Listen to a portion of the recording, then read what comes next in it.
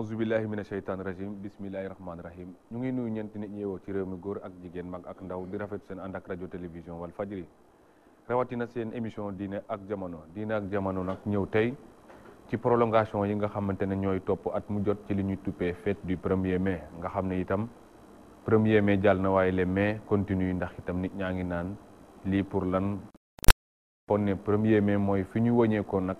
ci ay mébét maanaam ci ay yoo xam ne askan yi dañ koy joxe ci ay doléance nga xam ne yii dañuy saafaraw yi amuñu saafara yii ne nag kañ lay mën a saafaraw ci waxtaan boobu nag la ñuy joxe kaye yooyu ñu joxe ko itam ñu gis ne dañ ca jukki ren te mu gën a am solo bokk na ci nag wàllu wér-gu-yaram ñu ne kon nañ waxtaanewaat wàllu wér-gu-yaram ndax tey jii boo xoolee SUTSAS ànd ak alliance gësëm tey ñu ngi yëngalaat ñu ngi gësamaat yëf yi te itam ñu jàppoon signé ak médecins yi dañ ne woon kon côté santé jàmm ngi am waaye ba léegi desandi na tuuti yoo xamante ne lu ñu war a régler la leneen la ca tegu itam bu yàggul ñu gis ne fële ca centre de santé bu Cambérène itam ay série de sitting tàmbali nañ fa ci ñuy laaj seen payoor ci ay weer yoo xamante ne ñëwaguñ leneen la ca tegu itam ca hôpital principal boobu ba léegi ay weer a ngi nii ñu ngi ñaxtu ndax dañ leen déggul wala boog dañu déggoowul ci waxtaan waaye yëf yaa ngi bugg a yàgg te gisaguñ ci saafara ñu gis ne nag wàllu santé année boobu de war a nekk aussi année santé ndax bu santé amul social moom kenn jaru ko tudd ndax moo jiitu nee na soxla bu dee ñaar rek daa fekk wér-gu-yaram am kon moo tax wér-gu-yaram moo jiitu ci lépp te lu jar a faj la balaa ñuy jàll ci leneen moo tax ñu ne kon ci luñ jukki ren ji yëpp nañ ci ñun jukki wàllu santé waxtaane ko ndax ñëpp am jàmm ndax ku am wér-gu-yaram rek am jàmm waaye boo ko ñàkkee itam sa jàmm jeex tax ñu prier ci ay nit tey nag ngir ñu waxtaane ko ku ci nekk nag teewaayam du jaadu la fii ndax itam yëf yi tontu ànd ak ay leeral yoo xamante ni itam dina mën a dalal xelu askan wi gindi leen ci yi ay jafe-jafe nga xam ne ñoo gàllankoor wàllu wér-gu-yaram ci réew mi bokk na ci plateau bi tey ci ñuy invité docteur Mor Diaw directeur établissement de santé ministère de la santé et de l'action sociale docteur Mor Diaw maa ngi lay nuyu. jërëjëf Ousmane maa ngi lay fay. di la nuyu aussi di nuyu borom kër gi muy Sidy Lamine Niass ak collaborateur yëpp. di nuyu sunu doyen bi ñu fi fekk muy Mballo Dia Thiam xanaa ba nga xamante ni ñoo bokkandoo conseil d'administration hôpital principal di nuyu soxna sa nga xamante ni aussi moo fi représenté waa Cambérène jërëjëf maa ngi fi kon ak Marcelin Henri Diène di secrétaire général adjoint CDSL confédération démocratique des syndicats libres du Sénégal nekk itam secrétaire général syndicat des travailleurs civils de l'hôpital principal de Dakar Marcelin Henri Diène maa ngi lay nuyu. merci Ousmane maa ngi lay fay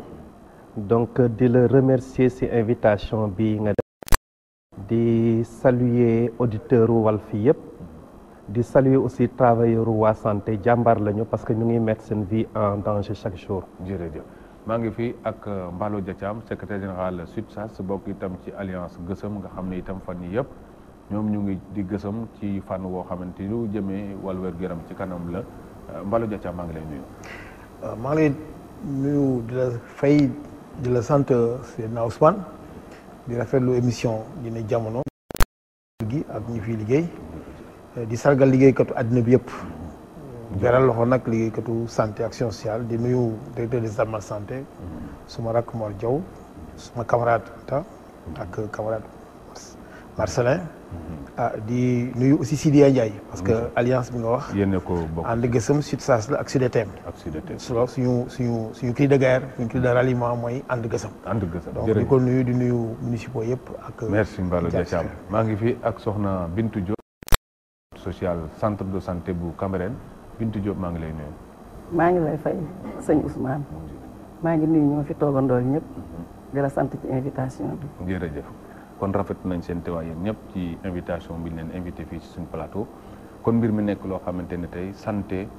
moo nekk en danger ndax ñoom ñooy yuuxu te yuuxu santé moom du jur jàmm ndax ñoom bu ñu waree faj te itam fekk fajul leen wala amul wér-gu-yaram rek jafe-jafe am na te itam seen liggéey li mu laaj dafa bëri tax Mballo Dia Thiam yow la ñuy ubbi te ne buñ ko waree camp tey ci ay mébét ak revendication yoo xam ne yàgg ngeen koy def balaa 1er mai di ñëw yàgg ngeen di artu itam ci jafe-jafe yoo xamante ne mu ngi gàllankoor hôpital bi ñu gis ne buñ bàyyee mu yàgg am na lu mu mën a jur ci fan woowu ba léegi ñu gis ne yéen a ngi wéyal mouvement bi dañ leen déggul wala boog da ngeen déggool ci li ngeen waxtaane ba mbir mi mën a wéy ba léegi nga xam ne am na lu muy gàllankoor ci liggéey boobu. maa ngi lay remercier Ousmane parce que question bi nga posé dafa am solo. Est-ce que déglu nañu est-ce que déglu nañu loolu yëpp am na ci li nga xam ni moom lañ ci war a mun a jàpp ci li ñu naan introduction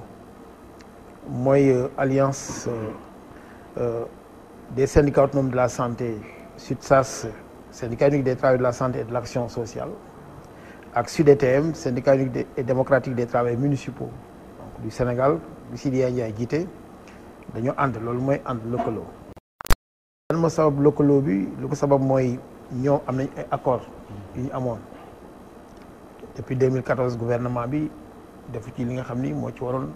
moom la waroon def maanaam jéego yi waroon am defuñu ko si ñun tamit amoon nañ ay accord en 2014 am na si yoo xam ni gouvernement bi jukki woon na ko mais yu si bare mi ngi toog benn place bougé wul donc loolu 2014 la far yàlla def ñun suñ ci wàllu bopp SUTSAS 2012 la woon ñu négocier ko en fin 2013 signé février 2014 am na ay temps sax 2015 defoon nañu fi ay plan d'action def nañu fi ba ñetti plan d'action bu ngoon def ñeenti plan d'action ba parlement bi maanaam assemblée nationale benn délégation ñëw seet si ñu Moustapha Diakhaté ñu ngi koy nuyu l'honorable Moustapha Diakhaté l'honorable Mbaye Niang ñoom ñëpp ñëwoon nañu daal nañu daal dégg nañu ñaxtu yi mais xam nañ daal fu mu nekk nii war nañu mën a dox seen diggante ak gouvernement bi ñu leen di ñaan plan d'action parce que dinañ ci waxtaan xam nga bu ñu demee ba parlement nga xam ni pouvoir la à part di intercéder diggante ay travailleurs ak exécutif donc xam nga problème am na boobu nag problème yooyu statut du personnel loi d'orientation sociale am na yu ci desoon ak yeneen yu nekkoon fii ñu ne ñoom dañ dox si diggante bi ak même heures supplémentaires yi parce que ñoom amee loolu nañu 1,550 milliards yoo xam ni fay ñu ko woon loolu yëpp ñu waroon ko dugal ci loi rectificative des finances donc problème yooyu yëpp moo jar ba finalement bu ñu tegee suñu tànk bon décret bi monsieur le président de la République signé na ko en avril 2016 mooy décret bi nga xam ne nii moom mooy jox personnel yi nekk ci hôpitaux yi nga xam ni dañ leen a réformer nga xam ni Mor Diaw docteur Mor Diaw moo leen jiite moo leen jox seen statut parce que hôpitaux yi dañ leen a réformer état bi moo xëy mu ne ñi ay entreprise la ñu wante du entreprise buy def bénéfice comme Walfadjri mais entreprise bu équilibré ay comptes mais comme que entreprise la ñu statut d'entreprise dañ leen di xoolee neneen parce que malade bi léegi nekkatul malade client la loolu mooy la perspective loolu nag statut boobu moo lay jox bu fekkee fii nga nekk nga war a mën a jóge fii dem feneen bu dee feebar gi ñu war a faj comme doomu état cotisation sociale ñu koy lijjanti te doo war a toog ci hôpital bi diggante suba ba gannaaw suba parce que 12 heures de temps mënoo ko fa weesu moo tax ñu war a fonctionner comme ñoom Marcelin di fonctionner principal bu ñuy di xëyee bu ñu wàccee 13 heures ñeneen ñi ñëw ba 20 loolu mooy wax bi te heure supplémentaire boo def ñu fay la ko mu am grille salaire ak yooyu yëpp mais loolu moom mii mën na ma seede signé nañu décret bi avril 2016 ba léegi décret boobu 2017 la waroon commencé dara commencé wu ci donc ça signifie que réforme bi 98 la woon ba tey ñu xeex nañu 2003 ba 2016 décret bi ñu signé ko ñu ciy félicité président de la République ñun sax SUTSAS wutal nañu ko benn fañon 1er mai 2017 ñu présenté ko fañon bi mu nekk genre félicitation donc foogoon nañu xeex boobu bu ñu ko xeexee at yooyu yëpp vraiment war na mën a yeewi liggéeykatu hôpitaux yi loolu nag sottiwul ba léegi donc loolu mu nekk aussi ponk bu nga xam ni au moins parlement jàppoon na si ak heure supplémentaire yu dugal ko loi des finances mais bi ñu voté loi bi ba pare bu ñu gestoo gisaatuñu dara maa ngi nuyu madame Bampassi nga xam ne jàppoon na si keroog si vote loi bi ak ñeneen bon léegi nag mu nekk beneen problème bu fi nekk léegi nag accord yooyu bu ñu ñëwee kii ñu am accord yooyu plus maintenant yeneen problème yoo xam ni prévention ni si la yeneen yi nouveau corps ci santé bi heure supplémentaire ñu waroon changer décret bi donc loi d'orientation familiale parce que famille daf ko war a wutal dañ ko war a setat ak retraite bi yëpp dinañ ci loi d'orientation yooyu yëpp mu am fi dama koy tënk rek yooyu yëpp mu amee bon ñoom ñu commencé ak ni léegi jóg jot na alliance bi ñu def déposer suñu préavis de grève mais bi ñu koy déposer nag fekk aussi au niveau du secteur municipal am na acte 3 décentralisation bu mu ñëwee ñoom dañoo war a am benn statut pour que municipaux yi aussi du leen jox bàyyi noonu rek mairie bu la jël nu mu neex mu fay la ko nu mu neex mu traité la ko ba finalement soo dee demee retraite sax kenn du la fay. wala aussi doo mën a am ñu nekk mairie Cambérène wala dem mairie Fouta wala mairie Ziguinchor doo ko mën a am amul mobilier couverture parce que FNR la ñu war a émarger. loolu nag mooy statut bi ñu xam ne ñu ngi ko doon revendiquer. donc ñun nag alliance bi ñu jël suñu accord yu weesu woon yooyu. ak li nga xam ne soxal na municipaux yi ñu dajale ko. léegi nag bi ñu dajalee loolu di waaj a bëre far yàlla gouvernement bi tam amel waa personnel JICA. parce que moom moo ni gouvernement bi moo seetlu ni avec la couverture maladie universelle dañoo war a soxla ay prestataires parce que ay prestations parce que bu ku nekk saa yooyu jógee war a mën a faju fenn. il faut que ñooñu nekk fa. ay la yeween liggéey nañ si Eva Marie Coll Seck ak ndem si yàlla Cheikh Mbengue chef d'agence CMU ñu liggéey si daal di wut junni ak ñaar téeméer ak juróom-benn fukk ak ñaari agents 1162 agents. ñu ne nag comme que Dakar ak Thiès sarewul ku nangu daal da ngay dem ci àll ba. ñoom ñëpp ñu dem ci àll ba. Japon bi ñu négocier ñëw mu jox leen ñeent fukki milliards ak ñeent maanaam 22 milliards sur 2 ans. ñun mënuñu comprendre masala milliards. ba léegi mënuñu fexe ba fay leen. loolu nag kon actualité bu ñu dab la. plan Sésame plan déggal plan Cobra. ak JICA. mu nekk aussi actualité. yoo xam ne actualité boobu nag fekk na aussi CMU mi ngi nii xam nañu hôpitaux yi. depuis décembre 2016. ba léegi. dinañ ci dellu soit léegi incha allah ensuite maintenant subvention yi tardé. loolu nag moo war ñu tax ñu def. dajale ko bëree boobu la. dinañ ci ñëwaat léegi nga yaatal ko dal di koy décortiquer. voilà Mballo Dia Thiam soxna Bintou Diop yow. santé Cambérène semaine bii passé rek amaatoon ngeen beneen sitting boo xam mu nga aju woon ci période yu tardé loolu itam de ñëw doleeku ci ay conditions yoo xamante ne conditions liggéey yu difficile la ak statut boo xamante ne mbaaloo ko doon brosse ci fànn yooyu yéen fu ngeen ci toll ci xeex ak ban yaakaar ngeen ci am parce que yëngu bi yàgg na waaye yaakaar naa ba léegi gisagu leen bout du tunnel comme ni ñu wax. xam nga man du ma fi ñëwee ñëwal naa fi Cambérène dëgg la mais ñëwal naa fi bépp travailleur bu commune.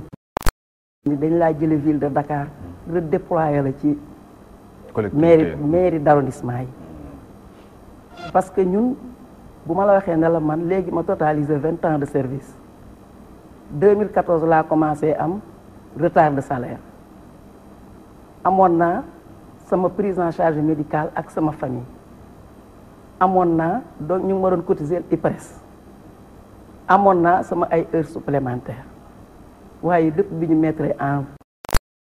l'acte 3 de la décentralisation ñu indi ñu Cambérène ndaxte ku ci nekk fañ la fekk fa lañ la redéployer fekk man maa ngi woon centre de santé Cambérène ñu redéployer ma fa ak sama ay morom ña ma fa fekk les médecins les infirmiers tous les travailleurs ku nekk commune d'arrondissement bañ la fekk fa lañ la bàyyi ne la nag mairie boobu na lay fay gis nga l'ampleur du problème lii Cambérène moom la suñu morom yi ñu redéployer yëpp di dund xanaa ñun kay dañ cee gën a metti le parce que dañ cee gën a faible le commune bu ma la waxee ne la depuis ñu redéployer ñu Cambérène amatuñu une prise en charge médicale suñuy doom waxaale wuñ ko cotiser luñ la IPRES parce que ku jotul salaire yaakaaroo IPRES wala ngay yaakaar ay heures supplémentaires suñu dawaleeg ñun ba ameel ñu ñaari weer fi mu nekk nii buñ ñu doon fay semaine prochaine benn weer lañ ñuy fay te fekk ñu ngi ci ñaata arrière fekk ñu ngi ci ñaari weer bu ñu fayee benn weer ñi am ay engagement banque ñu dagg leen ñaari mensualité ils vont se retrouver avec 0 franc te ñun xamuñu loolu lan la parce que su fekkee teg nga sa ci sama xam-xam bu gàtt bu fekkee teg nga sa programme moo ñu ëpp doole ñun ñëpp mais bu tegee programme moom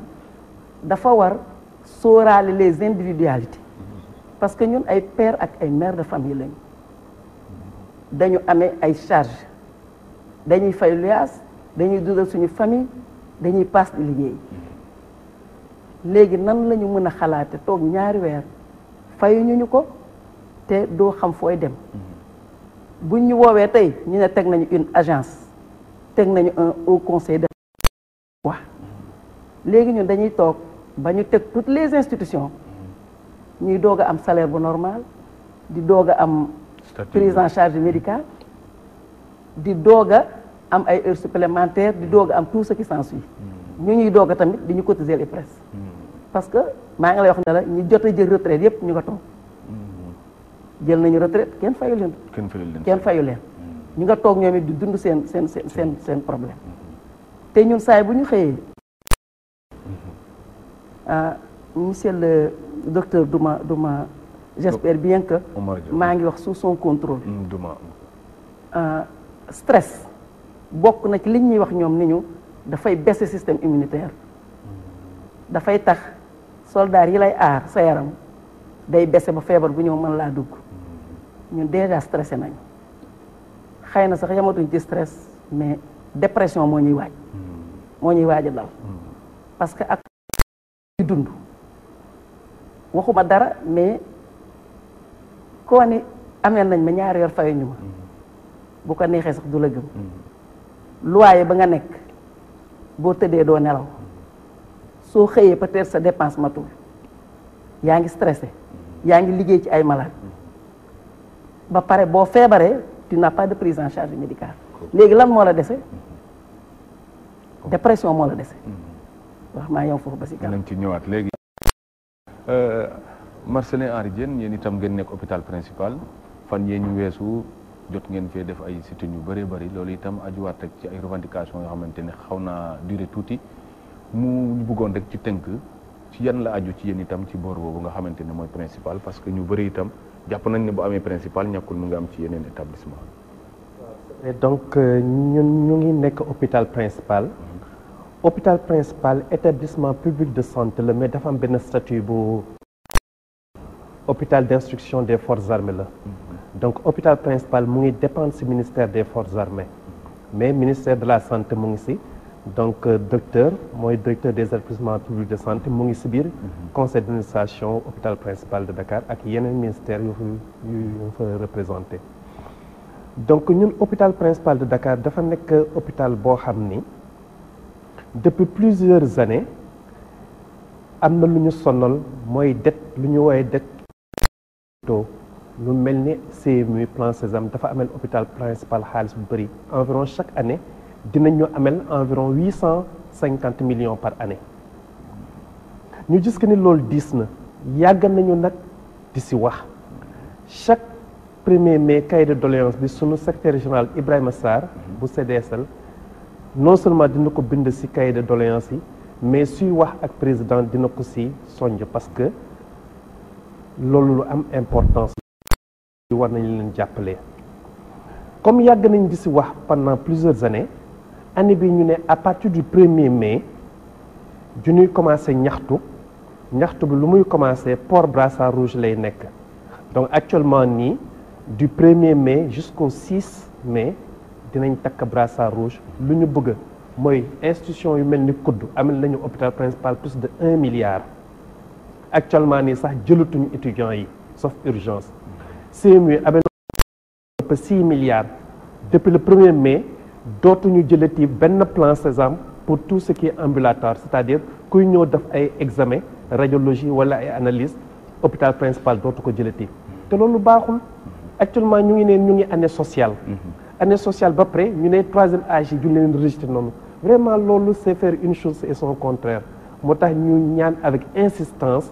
ñu ni dinañ takk brassard rouge pendant 6 jours dinañ évaluer suñu évaluer avancement ñu commencer série de sitting suñu defee série de sitting ñu déposer préavis de grève ñu dem grève parce que pourquoi ñu soxla plan Sésame fay ñu état du Sénégal mu ngi def dara hôpital principal mais hôpital principal masse salariale bi rek 6 milliards la sur un budget de 13 milliards et quelques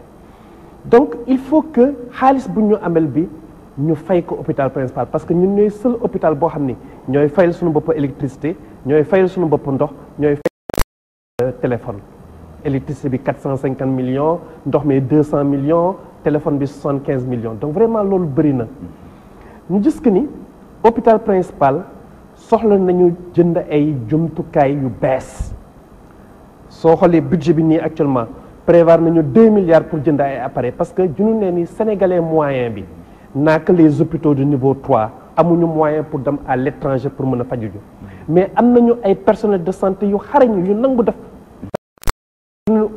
jëndalee matériel bu baax rek dinañ mën a def liggéey bi correctement parce que malheureusement benn infime minorité la état bi mën a yóbbu à l'étranger moo tax ñuy ñaan ñu ñëw ñu fay ñu xaalis buñ ñu amel bi ñu mën a jënd jumtukaay parce que prévoir nañu benn plan d'investissement 2018-2020 plan d'investissement bi actuellement c'est bloqué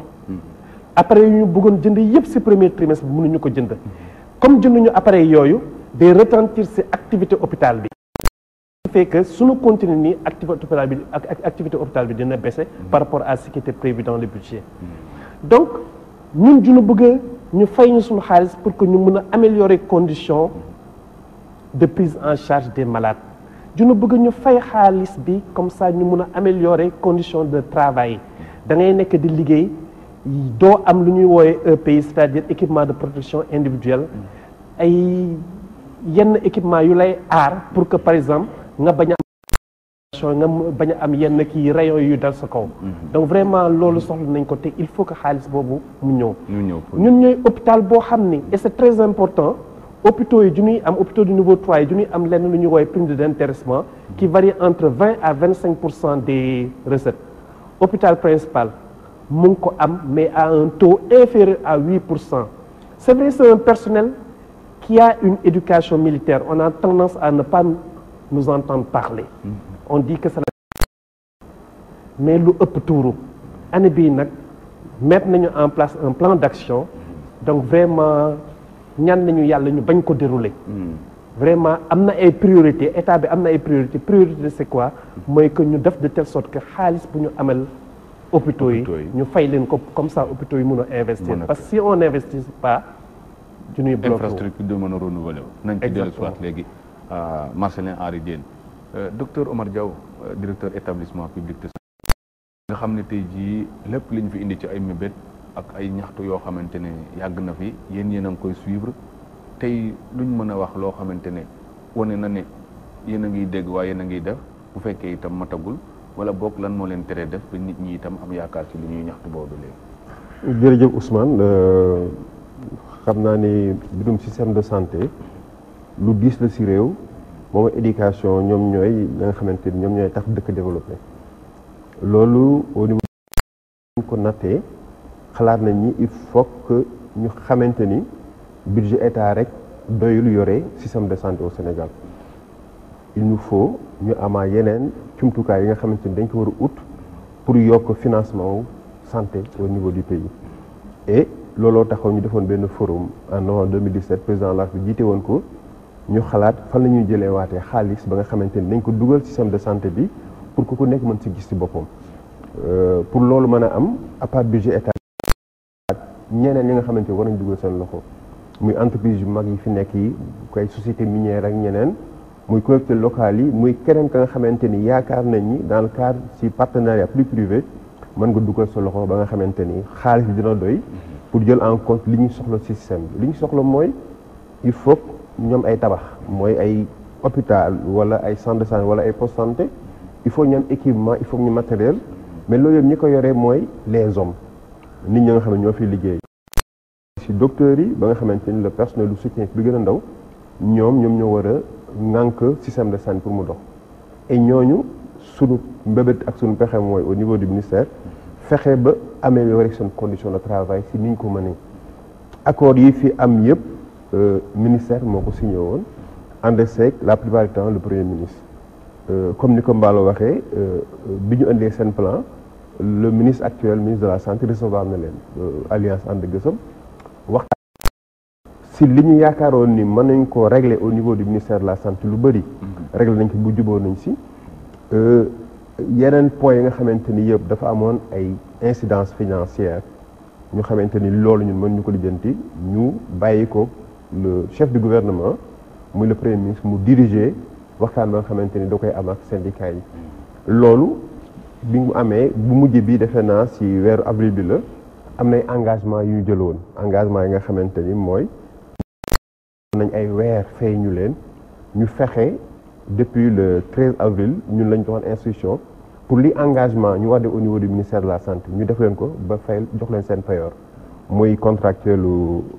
JK yi wax yi muy ñi nga xamante ni ñoo nekk ci plan Cobra bi loolu ministère engagement yi mu waroon def matal na ko yóbbu na dossier bi au niveau du ministère des finances le ministère des finances moom la ñuy ñaax ba nga xamante ni incha allah loolu dina ko lijjanti parce que commencé na fay quelques mois waa JK yi mais li ñu soxla mooy na matal weer yi ba nga xamante ni ñi nekk ci àll bi quand même war nañ mën nekk à l'aise pour travailler dans de bonnes conditions parce que pour améliorer offre de soins mu fexe ba Sénégalais fu mu nekk mën fa faju moo taxoon japonais yi jàppale agence CMU ba nga xamante ni poste santé bu nekk dañ fa yóbbu infirmier ak sage-femme pour ñu mën liggéey foofu toppatoo nit ñi mais loolu pour mën a nekk il faut que ñu matal loolu par rapport ak CMU bi aussi ay effort commencé na. tey luñ mën a wax loo xamante ne wane na ne yéen a ngi dégg waaye yéen a ngi def bu fekkee itam matagul wala boog lan moo leen teree def ba nit ñi itam am yaakaar ci li ñuy. jërëjëf Ousmane xam naa ni mbirum système de santé lu diis la ci réew moom éducation ñoom ñooy ñi nga xamante ni ñoom ñooy tax dëkk développé loolu au niveau du ministère de la santé bi ñu ko nattee xalaat nañ ni il faut que ñu xamante ni budget état rek doyul yore système de santé au Sénégal il nous faut ñu amaa yeneen jumtukaay yi nga xamante ni dañ ko war a ut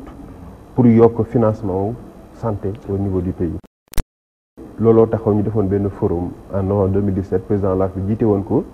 ñu xalaat fan la ñuy jëlee waatee xaalis ba nga xamante ni dañ ko dugal système de santé bi pour que ku nekk mën si gis ci boppam. pour loolu mën a am à part budget état bi ñu ngi xalaat ñeneen ñi nga xamante ni war nañ dugal seen loxo muy entreprise yu mag yi fi nekk yi koy société minière ak ñeneen muy collectivités locales yi muy keneen ka nga xamante ni yaakaar nañ ni dans le cadre ci partenariat plus privé mën nga dugal sa loxo ba nga xamante ni xaalis bi dina doy pour jël système bi li ñu soxla mooy il faut ñoom ay tabax mooy ay hôpital wala ay centre de santé wala ay poste santé il faut ñu am équipement il faut ñu matériel mais loolu yëpp ñi ko yoree mooy les hommes nit ñi nga xam ne ñoo fi liggéey boo commencé ci docteurs yi ba nga xamante ni le personnel du soutien bi gën a ndaw ñoom ñoo war a ŋànk système de santé pour mu dox et ñooñu sunu mbébét ak sunu pexe mooy au niveau du ministère fexe ba améliorer seen condition de travail ci ni ñu ko mënee accord yi ministère moo ko signé woon ànd seeg la plupart du temps le premier ministre comme ni ko Mballo waxee bi ñu indee seen plan le ministre actuel ministre de la santé recevoir na leen alliance ànd gësëm waxtaan nañu si li ñu yaakaaroon ni mën nañ ko régler au niveau du ministère de la santé lu bëri régler nañ ko bu juboo nañ si yeneen point yi nga xamante ni yëpp dafa amoon ay incidence financière ñu xamante ni loolu ñun mën ñu ko lijjanti ñu bàyyi ko muy le premier ministre mu diriger waxtaan ba nga xamante ni da koy am ak syndicat yi loolu bi mu amee bu mujj bi defe naa si weeru avril bi la am nay engagement yu ñu jëloon engagement yi nga xamante ni mooy ña nga xamante ni toogoon nañ ay weer fay ñu leen ñu fexe depuis le 13 avril ñun lañ joxoon instruction pour li engagement ñu war de au niveau du ministère de la santé ñu def leen ko ba fay jox leen seen payoor muy contractuel JK yi wax yi muy ña nga xamante bi loolu ministère engagement yi mu waroon def matal na ko yóbbu na dossier bi au niveau du ministère des finances le ministère des finances moom la ñuy ñaax ba nga xamante ni incha allah loolu dina ko lijjanti parce que commencé na fay quelques mois si waa JK yi mais li ñu soxla mooy na matal weer yi ba nga xamante ni ñi nekk si àll bi quand même war nañ mën nekk à l'aise pour travailler dans de bonnes conditions parce que pour améliorer offre de soins mu fexe ba Sénégalais fu mu nekk mën fa faju moo taxoon japonais yi jàppale agence ni poste santé bu nekk dañ fay yóbbu infirmier ak sage-femme pour ñu mën liggéey foofu toppatoo nit ñi mais loolu pour mën a nekk il faut que ñu matal loolu par rapport ak CMU bi aussi ay effort commencé na ñu pour mën ko commencé fay am na cagnotte bu ndaw bu ñu jox chaque région médicale jox nañ ko xaalis ba nga xamante ni mi ngi séddale entre districts yi ak hôpitaux yi néew na wante pour ñun processus la ba nga xamante ni commencé na te ministre wax mooy président joxe ne instruction ferme pour ñu éponger loolu ba nga xamante ni jafe-jafe ya nga xamante ni hôpitaux yi am nañ ko te ma jiite ko nañ ko mën saafara parce que hôpitaux yëpp ñoo amee woon bor si mbirum CMU boobu waaw léegi commencé nañu jox dara donc yaakaar nañ nañ ko continuer si nu mu gën a gaawee bu boobaa aussi bu ñu régler problème principal effectivement man maa ngi si conseil d'administration hôpital principal signé woon nañ benn accord ba nga xamante ni benn plan triennal dañ koy dérouler parce que le général moment yu mag pour que hôpital principal ba nga xam ne mooy fleuron wu hôpitaux de niveau 3 yi mën a am plateau technique bu doy ba nga xamante ni duñ soxlooti évacuer kenn au niveau de l'extérieur donc loolu ñi ngi ñaax vraiment suñu partenaires yi nekk au niveau principal mais nañ ko na jël plan Sésame bi parce que suñu ay pap lañu suñu ay maam lañu bor lee doon mais bor ba nga xamante ni yaakaar nañu état dina ko fay moo gën la nga xamante ni jafe-jafe la nga xamante ni mi ngi fay nekk parce que mag ñi li ñu soxla mooy toppatoo seen yaram si yenn yi parfois dañu amee AVC di soxla scanner parfois am analyse yu cher yu ñu am par rapport ak yenn feebar yu ñuy am seen seen fi ñu turee ndox donc dañ leen si jàppale je pense que loolu du wàññi dara kon ne di poser problème yi ñu xool ensemble noonu ñu koy jéem a jàppale pour mu sotti donc loolu daal laay tënk si commencement waxtaan bi entendant ñu docteur Omar Diaw dinañ ci dellu si waat léegi Mballo Dia Thiam yaa ngi doon commencé di lim ci yoo xamante ne ay manquement la mu bokk ci aussi yéen bokkoon ngeen ci ñi 65 ans mu nekk poñ boo xamante ne mel na ni président moom bokkul ci li nga xamante sax war na ci yàbbi wala mu ci deltu gannaaw ci taxawaay boobu nga xamante ne wane na ko te yéen itam mun nekkoon lu leen ñor yéen itam ban réponse ngeen fas yéene joxe ci mbir moom. waaw loolu moom réponse bu yomb la parce que ñun ba ñuy koy wax xanaa léegi bon bu matul sax fukki at léegi mu jege ko parce que dañoo seetlu woon ni presque ñu ngi doon dem bon système de santé bi ñëpp di dem à la retraite comme ça waaw wante nag ñun liñ ci gën a soxla mooy retraite si tubaab dañ ko ni dafa nekk dafay répondre ci li ñu naan un principe de la solidarité intergénérationnelle noonu lañ ko waxee maanaam ñi nga xam ni dañuy nekk di liggéey nekk en activité ñoom ñooy cotiser ñi nga xam ni ñoom ñoo nekk à la retraite noonu lay demee yow nag boo cotiser lay nit ñi ba pare boo demee retraite ñu cotiser la noonu la retraite di demee. système bi nekk ci Sénégal am na ñoo xam ni code du travail la ñuy émarger ñoom IPRES lañ nekk comme yéen ñi ak ñeneen ñi fonctionnaires yi ak demamati ñoom Fonds national de retraite foofu la ñu nekk. maintenant bu ñu demee ba seetlu nii bu dee IPRES problème yi bari wuñ fa noonu parce que foofu gestion tripartite la gouvernement bi mooy état dafa nekk ak patronat bi ak syndicat yi ñoo fa nekk centrale syndicat yi donc mu nekk gestion tripartite tandis que FNR des finances moom moo ko géré moom moo ko yor direction de la solde woon fi mu nekk nii séparé nañ ko actuellement mais bu fekkee ni aussi dem nañu ba nga xamee ni dëkk bu mel ni dëkk yi nga xam ni xel ni yëpp ñu ngi fonctionner normalement loolu laay wax de et fonctionnaires yi ci boppam dafa war a nekk dañu war a jëmmal à tel enseigne que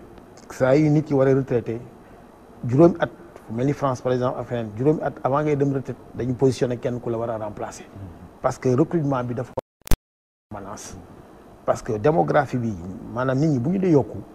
mais besoin école day yokku besoin hôpital pharmacie dafay yokku mais nit ñi aussi dañ leen war a former noonu lay doxee mais moyens yooyu nit ki état bi moo ko war a wuti parce que loolu lañ ko sant parce que moo war a faj ay doomam moo leen war a jàngal maintenant bu fekkee nag recruter wuñu parce que seulement par exemple am na plan d'ajustement structurel wala moom ay dépassement budgétaire bañ naan leen ratio yi da ngeen koy wàññi ba tax du ñu recruter dafay poser problème parce que fonction publique recrute presque moo tax contrat yi bare ay contractuels JICA tout ça là loolu dans temps normal sax warul woon am parce que fonction publique mooy jël nit ñi jox ko ministère yi loolu moom Mor Diaw xam na ko bu baax a baax li ci am solo mooy ñun seet ni bassin de cotisants bi dafa wàññeeku dafa rétrécir ñun ci suñu xalaat bi ñu demee ak ay gëstu yu ñuy def ñu gis ni gëstu ñu mujjoon def dañoo départoon ci ñeenti nit yuy liggéey di fayal di cotiser kenn finalement nit ñi ñii di génn àddina ñii di démissionner ba finalement calcul yu mujj yi dem na ba 1,25 sur 1 maanaam benn ak lu nga xam ne matul sax ki genn wàll mooy cotiser pour benn donc xam nga bassin bi wàññeeku na ñu ne état bi nag léegi pour que bassin bi reconstitué wu lenn am na d'abord espérance de vie am na nit ñi léegi dañu gën a gudd fan nañu yokk âge retraite à 65 ans maanaam ñu téye ñooñu déjà corporation yu mel ni suñu bos yi xam-xam bi fi la gën a meññee foofu loolu la gën a mën a former nit ñi gën a mën a def recherche gën a encadrer nit ñi. maintenant aussi dañ koy boole que recrutement massif mais ay jeunes lay doon d'ailleurs même les commissions d'affectation les jeunes bu ñu ñëwee dañ naan les plus jeunes aux endroits les plus éloignés donc noonu loolu mooy processus bi parce que même ku dugg ren nekk jeune mais boo 65 ans da la fi fekk mais boobu tax aussi mu am un phénomène disons de kii léegi loolu la ñuy wax perspective boobu maintenant nag comme que ci yenn gox yi amoon na ay problème yenn dëkk yi parce que dañu doon pénibilité des travaux maanaam boo amee liggéey bu diis wala liggéey bu mel ni chauffeur ñu ne loolu bu ñu koy appliquer duñ ko appliquer ñooñu parce que si suñu catégorie yi am na ñuy def brancardage am na ñuy def leneen ak chauffeur yi moo tax gouvernement bi ñu wax ko loolu ñu dolli si nag ni ko retraite bi day nekk par option maanaam su fekkee ni bëgg nga dem boo bëggul dem aussi ñu bàyyi la fa donc noonu lañ ko gisee woon mais gisee wuñ ko si ay mag ñoo xam dañuy toog di xañ ay jeunes seen liggéey xañuñu kenn seen liggéey état bi moo war a bu nga xamee ni dañuy ñëw parce que avec l'expérience am na ay dëkk yoo xam ni retraite amu fa tant que yaa ngi mënal sa bopp doo retraité moom xam ne si dara tant que yaa ngi mën di joxe li nga mën dañ la fay bàyyi dafa sax aléatoire surtout que nag demoon nañ sax boo wax gouvernement bi nañu jéem a def lu ñu naan démocratisation de la retraite parce que boo seetloo Ousmane ñi nekk FNR ñi nekk IPRES fan yii yëpp ñu naan ay revalorisation des pensions yu mel noonu mais li ko gën a indi mooy jën day nekk ci classe bi moom dàq fa jàng man ma nekk ci classe bi nekk nilaar bu ma amee 29 ans man damay nekk fonctionnaire moom mu génn 30 ans nekk décisionnaire foofu la problème bi njëkk am man maa fi gënoon nilaar man maay cotiser lu ëpp moom mu cotiser moyen bu ñu demee à la retraite man damay am retraite bu baax moom du ko am ci lan te ñoo bokk yenn diplôme yi xam nga loolu dañ ko tegul fenn ba pare ñu ne état bi établissement de public de santé yi ak yeneen établissement yi ñoom ñëpp say doom lañu yaa ngi leen di cotiser IPRES mais ñu bokk benn retraite bokk benn traitement yooyu yëpp xalaat yooyu waxoon nañ ko ba gouvernement bi di day def ay études actuarielles jéem a seet nan la ñuy war a mën defaree mbir mi mais loolu bañu ñu ko demoon nañ sax dañuy discriminer ñun par rapport aux autres rax si doole nag nee nañu leen fu mu nekk nii suñu indemnité de risque bi ñu am d'abord 5 000 francs la commencé woon vers les années 85 86 5 000 francs xeex nañu ba mu nekk 25 000 ba pare ñëwaat 50 000 ñu ne gouvernement bi nañ ko yokkal 100 000 ba pare bu sax mu domp ci dara bu ñuy dem retraite ñu yóbbaale ko parce que agence santé bu demee retraite non seulement lii madame bi doon wax léegi système immunitaire day wàññeeku mais ci lañ ko gën a agressé gën ko sollicité parce que jël ëpp jaxt loolu moo indi loolu ba gouvernement bi d'accord woon nañu pour ñu discriminer santé de manière positive mais kay problème bi mooy comme que dañuy discriminer santé de manière positive lan moo waral gouvernement de la daal di xëy daal di donc médecins yi parce que médecins yi ñu ngi ànd gësam ñu gaaw bu nekk am na si yaa ngi dégg surtout que ñun sax ñoom sax si ñun la ñu génne woon ñu si gën a bari ñu ne nag mënuñu nangu ñu nekk dans un système nga ne nii dama leen jox retraite maanaam ñu jox leen indemnité bu bees te fekk na ñu nekkoon ci benn processus de négociation moo waxtaan yi nga xam ni ministère de la fonction publique ubbi woon na ko le 26 janvier te Ousmane préavis bi ñu ngi ko décembre donc ñu jox ñu rendez-vous 26 janvier madame Mariama Sarr ñu ngi koy nuyu mu indaale ministre de la santé ak ñeneen ñi ko wër parce que moom mooy représenté mooy le chef de file gouvernement bi bi ñu dee waxtaanee yi nga xam ne ni moom moo nekkoon loolu mënuñu dañ leen jox rendez-vous le 12 février far yàlla premier ministre woo ñu le 13 mais ba mu ñu woowee ba léegi foofu la problème yi am parce que ba mu ñu woowee le 13 jox nañu benn rendez-vous le 6 ñëwul Diène Farba Sarr moom moo ñëwoon après mu woo ñu le 10 joxe instruction yooyu la mais ba léegi ba tey waa JICA jotuñu dërëm waa Cobra ñoo amoon ñaari weer mooy novembre ak décembre parce que ñaari état yi mu amoon ba léegi ñoom comme ni nga def ci sa tableau bi noonu ñoom dañoo am korité bu noir am 1er mai bu noir parce que juróom benn weer fay ñu leen te teguñu ko fenn ndax 44 milliards yi génn na te ñoom seen kii bi 9 milliards dong la waaw ba tax na nag moo waral donc ànd gësëm daal di continuer donc intensifier lutte bi parce que préavis loolu la woon moom Marcel nee na ñoom ñu ngi ci ay brassard rouge ñun ñu ngi ci ay casquette rouge yi man ak Sidia ak ñëpp ñu ànd ak ñun donc di gësam parce que loolu mooy wax bi li ci am solo nag man nangu laa leen Mor Diaw au niveau du ministère de la santé saa leen interroger état yi pare na machine bi ubbeeguñ ko wala ubbi nañu machine bi mu nga trésor ministère des finances nekk tutelle financière bu établissement de santé ministère de la santé nekk tutelle technique même fële ministère de la santé tutelle technique la fa mais ministère des forces armées ak ministère des finances ñoo seq tutelle bi loolu la loi wax mais donc ministère des finances ak ministère de la santé ñoo am yem responsabilité si loolu waxoon nañ ko keroog si rak bi mujj bi mais mënul nag ñaari tutelle moom ñoo bokk benn responsabilité te ministère des finances jamais mu génne xaalis bi saa yi xaalis bi war a génn rek il faut que ñu nekk ci leneen mais ci ban réew lañ nekk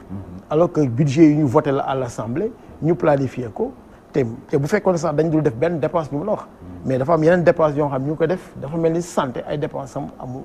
nekkul farata muy affaire subvention yi parce que mënoo yow nga war a jox hôpital bi moom directeur des établissements santé li wax nañ bu yàgg nañu revisiter critères d'allocation yi parce que li ñu leen di jox couvrirul charge yi te évolué wul ba léegi jox ay 1,5 milliard yenn hôpitaux yu mel ni Ziguinchor ak yu mel ni ay 200 millions 300 millions toute l'année xam nga loolu mënul couvrir ay charges te ba pare joxoo leen BCI pour ñu mën a investir comme ni Marcelin waxoon pour nga jënd ay équipement yu bees parce que affaire yi dafay gën a gaaw dafay law donc loolu mënuñu comprendre que ministère des finances en tout cas question yooyu même le statut du personnel sax quelque part ñoom ñoo ko bloqué parce que nee nañu dañ ciy dëxëñ xaalis donc loolu la ñu mënul comprendre comment se fait-il que ñu toll fii avec li ñuy wax encore une seconde alternance ba pare ñu kon maanaam balaa nga am dara nga dem ci mbedd mi et lan moo ko fi jar donc loolu mooy suñu problème maintenant retraite à 65 ans loolu moo tax monsieur le président de la République xëy na dañ ko informé wul carrément parce que nee nañ ko loolu avant ñuy wax loolu te loolu sax nekkuloon ci débat bi moom moo ko indi si débat bi parce que rapport UNSAS bi affaire emploi des jeunes la wax mais moom moo glissé si affaire boobu dans affaire retraite ñëpp a ngi koy laaj mais ñun nag foog nañ ni buñ nee tout le monde ñun bokkuñu ci ñooñu bokk nañ ci ñi war a discriminer parce que médecin yi mais pharmacien du médecin chirurgien dentiste du médecin donc foo joxee chirurgien dentiste jox pharmacien war nga jox assistante sociale war nga jox assistante sociale war nga jox infirmier war nga jox sage-femme donc foofu lañ koy xaar les discriminations positives day nekk dans la santé tout au moins encore que li ma wax ni travailleurs yëpp ñun ñoo ko mérité en fait parce que kenn dëggatul fonction publique à l'âge de 29 ans 30 ans ku ci nekk day am ñaar wala ñeent wala juróomi contrat nga door a dugg fonction publique donc loolu lañ amoon luñ ci war a mën a yokk si cette question de retraite à dañ ci dellusiwaat léegi Mballo Dia Thiam soxna Bintou Diop parce que boo dégloo revendication yi muy centre de Cambérène muy waa SUTSAS muy Marcelin dañ gis ne li ñuy wax revendication de luxe maanaam li leen war a mën a tax a dund li leen war a mën a tax a liggéey moom ngeen di laaju leen leneen te boobu ba léegi ñu gis ne yaa ngi bëgg a yàgg tey ban taxawaay ngeen fas yéene am pour loolu nga xam mu ngi leen di dab toujours ci ñaari weer ak ñetti weer ba ngeen nekkee ko ñu xaw ko saafara. nga baal ma bala maa dugg ci affaire ma préciser ci statut bi personnel bi monsieur Thiam doon wax parce que bi ñuy mettre en place les centres de santé de Dakar booba du temps de Mamadou Diop la bu ma juumul ci lañ mettre un certain nombre de centres de santé à Dakar pour gérer la population dakaroise boobu nag dañ soxla woon un personnel médical qualifié recruter nañ ko ñun nag recruter ñu génnandoo ak suñu moroomu fonction publique ci les mêmes écoles ñu def ñu ay sous-emploi laa bëgg a wax parce que man maa ngi fàttaliku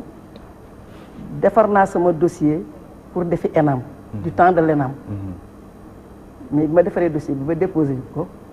on m'a dit que un personnel des collectivités locales mënul def ENAM mënul def concours bi sama kenn koo xam ne maa ngi moom ñoo bokk génnandoo ENDSS ñu ngi koy def loolu nag dafa am ci catégorie yépp ci collectivité locale loolu moo waraloon ñu jóg ne un statut foo ñu xeex ko mu leer te tamit saay bu ñu musoon defal benn motivation fonction publique maa ngi fàttaliku c'était la motivation du personnel médical ñu defal ko la fonction marché nañ ci ba sonn doo koo am il a fallu un décret d'application que chaque jour loolu mooy am bu ñu defalee suñu morom yi la suñu ko laajee ñun leen ñu ne ñu yéen il faut un décret d'application loolu moo waraloon ñu jóg doon xeex le statut du personnel ñu ngi ci ëpp na 7 ans bu ma juumul mais ba léegi munul parachever wu parce que ñun ñi nga xam ne nous sommes des diplômés d'état dafa am yoo xam ne vraiment duñ ko mën a nangu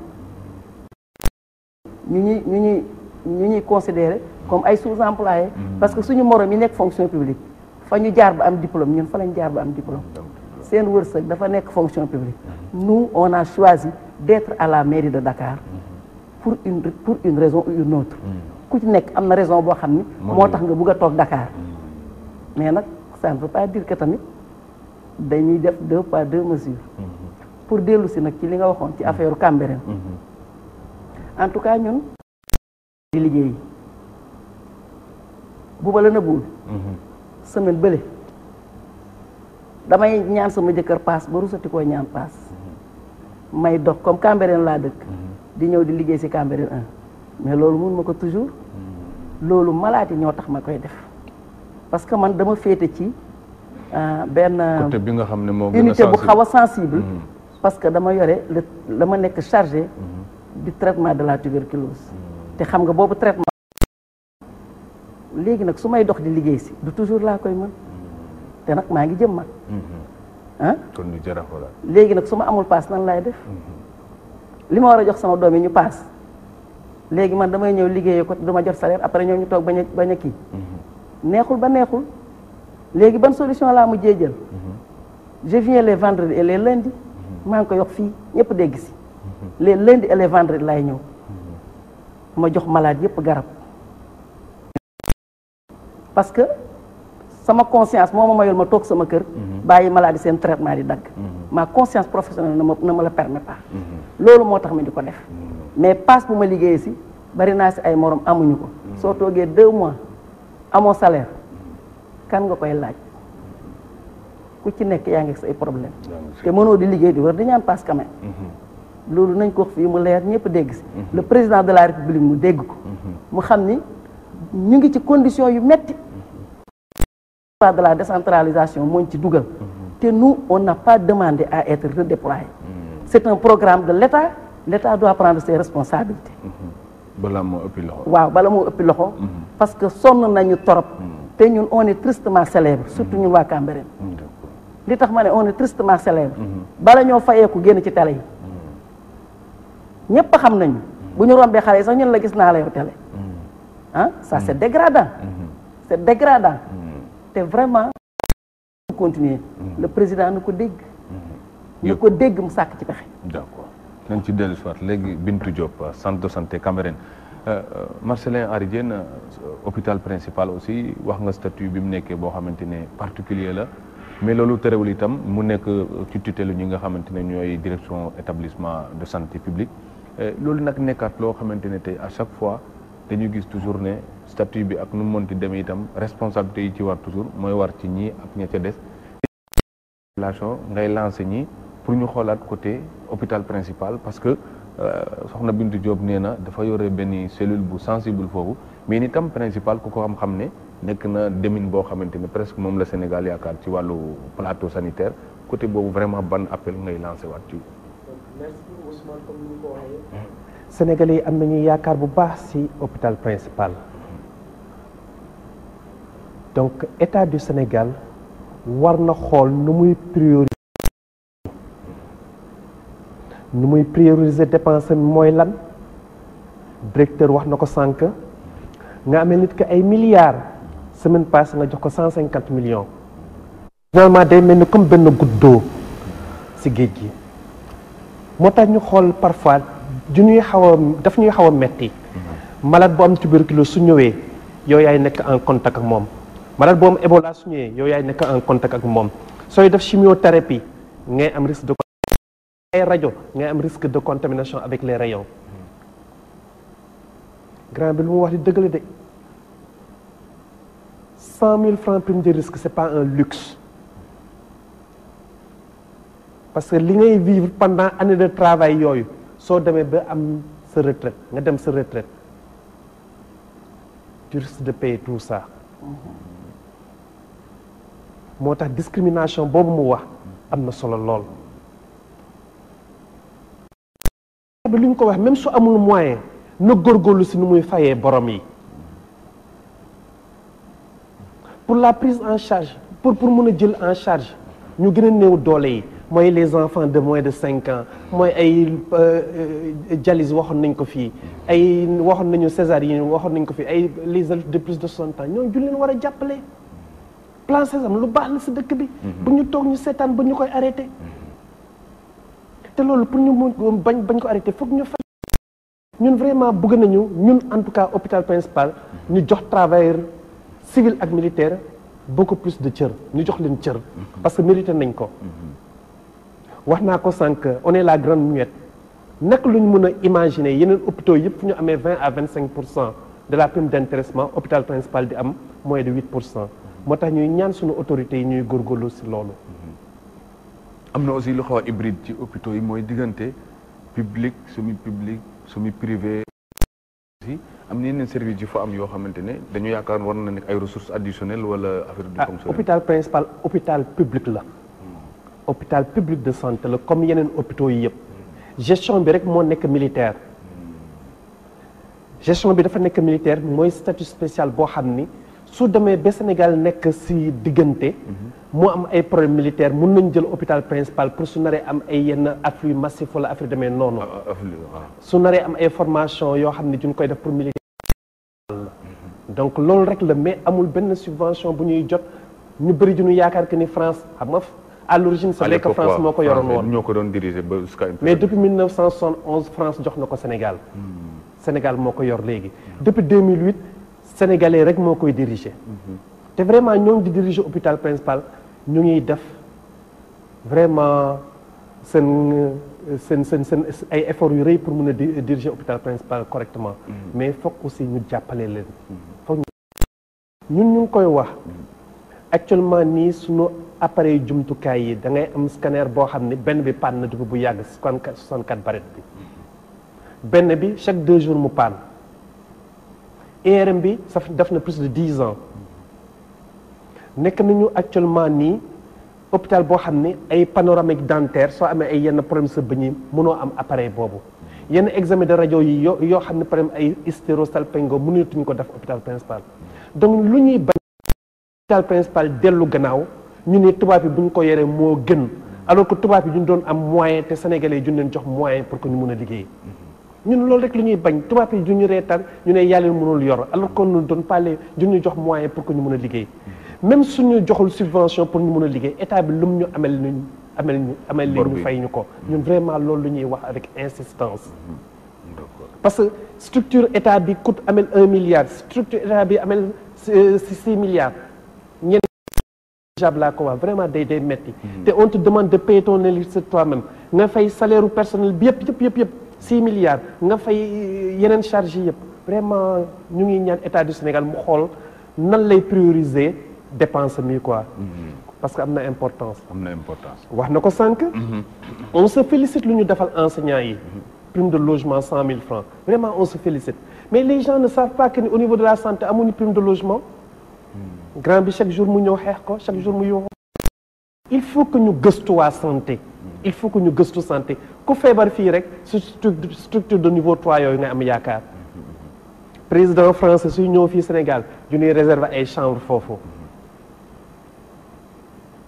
donc vraiment ñu ngi ñaan ñu gëstu structure yi de santé parce que sénégalais moyens yi on a que ça amuñu feneen fu ñu mën a dem amuñu moyen pour mën a dem Maghreb pour mën a def yenn actes médicaux yi d'accord nañ ci dellu soit tey Marcelin docteur Mor Diaw parce que aussi bu fekkente ne état bi mu ngi am politique sanitaire aussi boo dégloo li xew ci plateau bi mu mel ni kon dafa dese côté mën a définir les priorités wala boog da koy définir te amul mooy yu mu ko defee parce que yaakaar naa li ay urgence la ñu waroon mën a taxaw di ay urgence la définir nañ ko bu baax xam nañ fi ñu jëm actuellement nii ñu ngi woon si li ñu tuddee plan national développement sanitaire ba nga xamante ni day jeex ni te depuis démb lañ commencé gëstu ba nga xamante ni fukki at yi di ñëw dañu war a xool fu ñu war a yóbbu sunu système de santé au Sénégal entre 2019 ba 2028 donc am nañ planificateur xam nañ bu baax fi ñuy teg sunuy tànk te xam nañ fi ñuy jëm pour revenir sur quelques points avant mu si dellu si par rapport ak subvention hôpitaux yi finalement 40% yi subvention yi mujj na dugg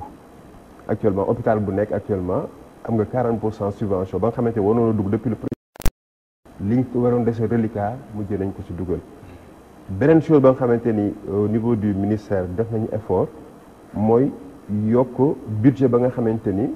dañu war a toppatoo contractuel yi nga xamante ni jënd ci ministère de la santé moom ñu tuddee contractuel Cobra yi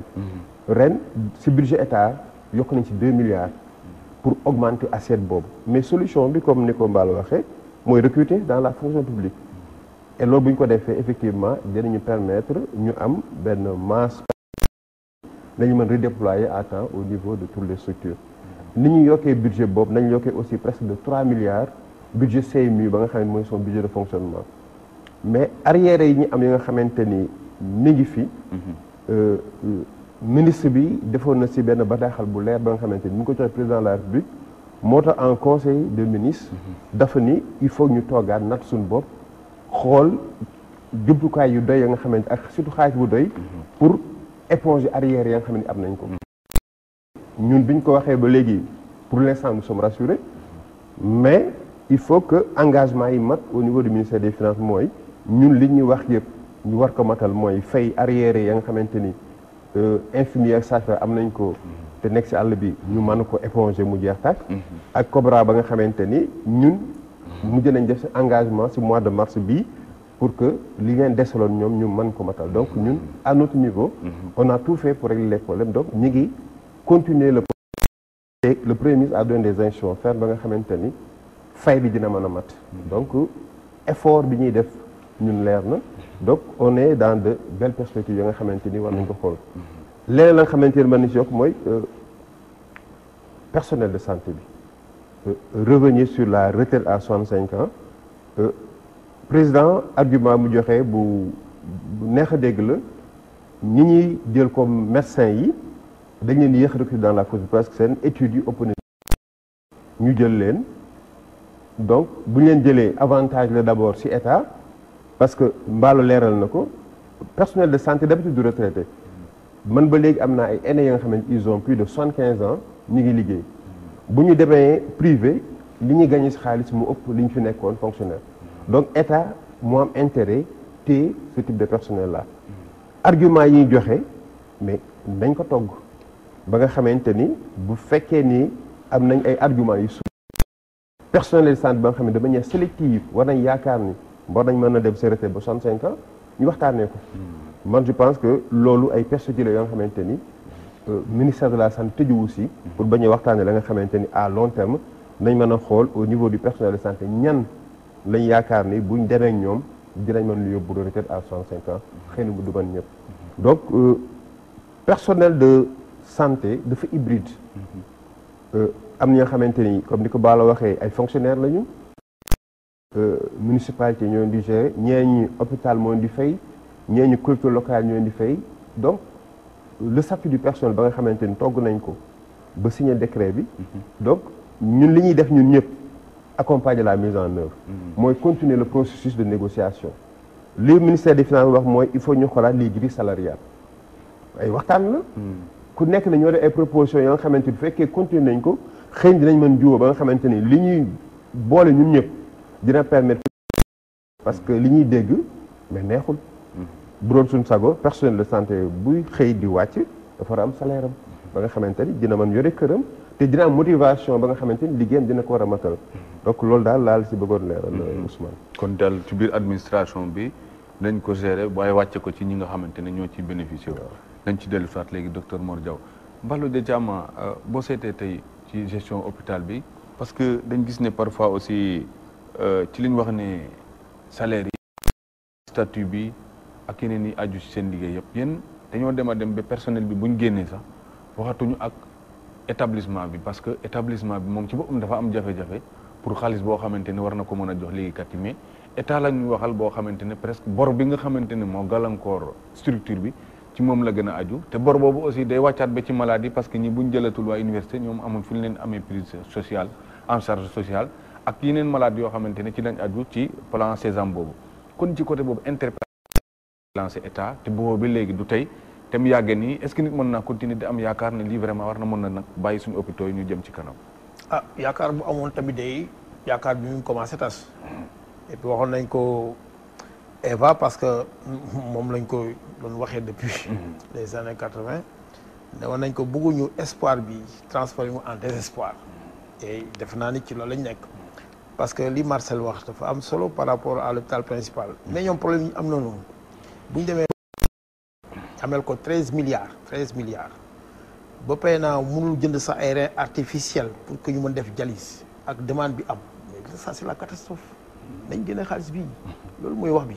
ñu waxee ñu am nañ ay réserve BCEAO ak yu mel noonu mais xaalis nañ génn su fekkee ni wax na loolu moom mais plan Sésame bu loolu rek moo koy réglé ah Marcel comme li ko directeur waxee 1 milliard la woon état def 700 millions IPRES def 300 millions mais bañ ne dañu koy yokk année bi topp 700 millions lañ ci yokk mais ëpp 650 000 personnes âgées mois yooyu boo ko doon séddalee personnes âgées même bu dee ñëpp duñu feebar ku nekk 1532 la am par an mais loolu mënul yor programme personnes âgées gratuité aussi wax nañ leen da ngeen ciblage parce que bu dee 0 à 5 ans yi yow fi mu nekk nii am ngeen ay problèmes yooyu mais boo demee dans les postes de santé centre de santé ak yu mel noonu mais amatuñu garab bu ñu may xale yi te dañu ne 0,5 ans dañ leen koy may dañuy may garab léegi da ngay bind garab bu waroon jar téeméer wala ñaar téeméer koy jëndee junni ak lu topp loolu la ñuy wax dépense catastrophique loolu mënul continuer président bi bu waxee Sésame bu waxee CMU ñu dañoo kontaan def ko thème de congrès en 2012 parce que dañu ni c'est un des leviers du socle de protection sociale parce que protection sociale mooy aspect prévoyance retraite ak maladie ak yu mel noonu mais aussi la protection mais bu ñu demee ba yaa ngi wax ñooñu mais Cobra JK fajowuñu temps yële le monsieur le ministre waxoon dina def benn circulaire pour ñu ci arrêté Ousmane Ngom en 88 pour que ñu mën a am gratuité des soins mais fajuñu leen ngay faj ay nit fajuwuloo yow mënoo faju sa doom du mën a faju sa kër di tas kër ki démb lañ jógee Malem Odar kenn mi ngi décrire benn situation dañ ko téléphoné ni ko coupé nañu sa courant kër kenn kii papa mu feebar mënu ko sax faj yow nga toog sa papa feebar ñu coupé sa courant sa xool mu yu mel noonu mënul continuer ñu naan wéy tey suba ngoon ministère de la santé mooy góorgóorlu c'est recette propre c'est recette propre mais loolu mooy les questions de fond parce que santé nag boo mun joxe garab ciblage bi ñu wax plan Sésame ne woon nañu dañu ciblé am na personnes âgées yoo xam ne soxlawuñu loolu parce que mën nañu seen bopp mais mënoo ku mën a ku mënul yëpp même fonctionnaire yi sax da ngay dem rek joxe sa carte d'identité ñu defal la alors que yow war nga mën a une impulsion budgétaire indil dara structure 0 à 5 ans wax nañ état bi que ne xale yëpp 0 à 5 ans du ñoo soxla gratuité bi mooy ki nga xam ni bàyyam amul yaa ngi dégg maanaam cas social ñu wax waaw ñu wax la demande sociale insolvable maanaam ñu munul mu ku mën a faj ku mën a fayal boppam ku mën fay yëpp nga neen gratuitement ba pare facture bi nga jox ko trésor et ça pose problème aussi ba pare ñu ne CMU agence la mais agence yi ñu xam yëpp xaalis bu bari lañ yor ba ñu leen di jiite yor xaalis yor salaire yu am solo mais agence CMU dañ ko adossé au trésor bu ko trésor joxee xaalis mu fay bu ko trésor jox ko xaalis mu fay temps yële paase sax dégg naan dem nañu ba mënuñu sax fay seen luwaas ñoom waa CMU ak ñu boobu dégg nañ loolu toog nañu ba seen personnel bi toog na ba weer wi weesu yow boo waree di fay bor yooyu ba pare yow mënoo fay say bor yi bopp fa jëm donc CMU il faut kon dese nañ ko def priorité daal il faut jox ko xaalis et puis moom docteur Mor Diaw DS mii nii hôpitaux yu 10 milliards la ñuy partagé wu 36 hôpitaux du niveau 1 au niveau 3 mi ngi nii du ma weddi sur un budget de 165 milliards hôpitaux yu 10 milliards nga lay wax vitrine système bi mais du mën a dox et au même moment bi ñu doon tabax hôpital yu bees ñun nee nañ leen balaa ngeen tabax lu bees lu fi nekk na fonctionner moo gën ngay dajale ay hôpital Matam alors que Ourossogui mënul dox hôpital d'enfants Diamniadio demul dikkul alors que Albert Royer li ñu fa defoon yëpp mën na nekk hôpital voilà c'est-à-dire même sur les choix ay problème la donc loolu mooy wax bi mënul nag lekkatu neen mënul nax bëy donc ces questions là dañ ko war a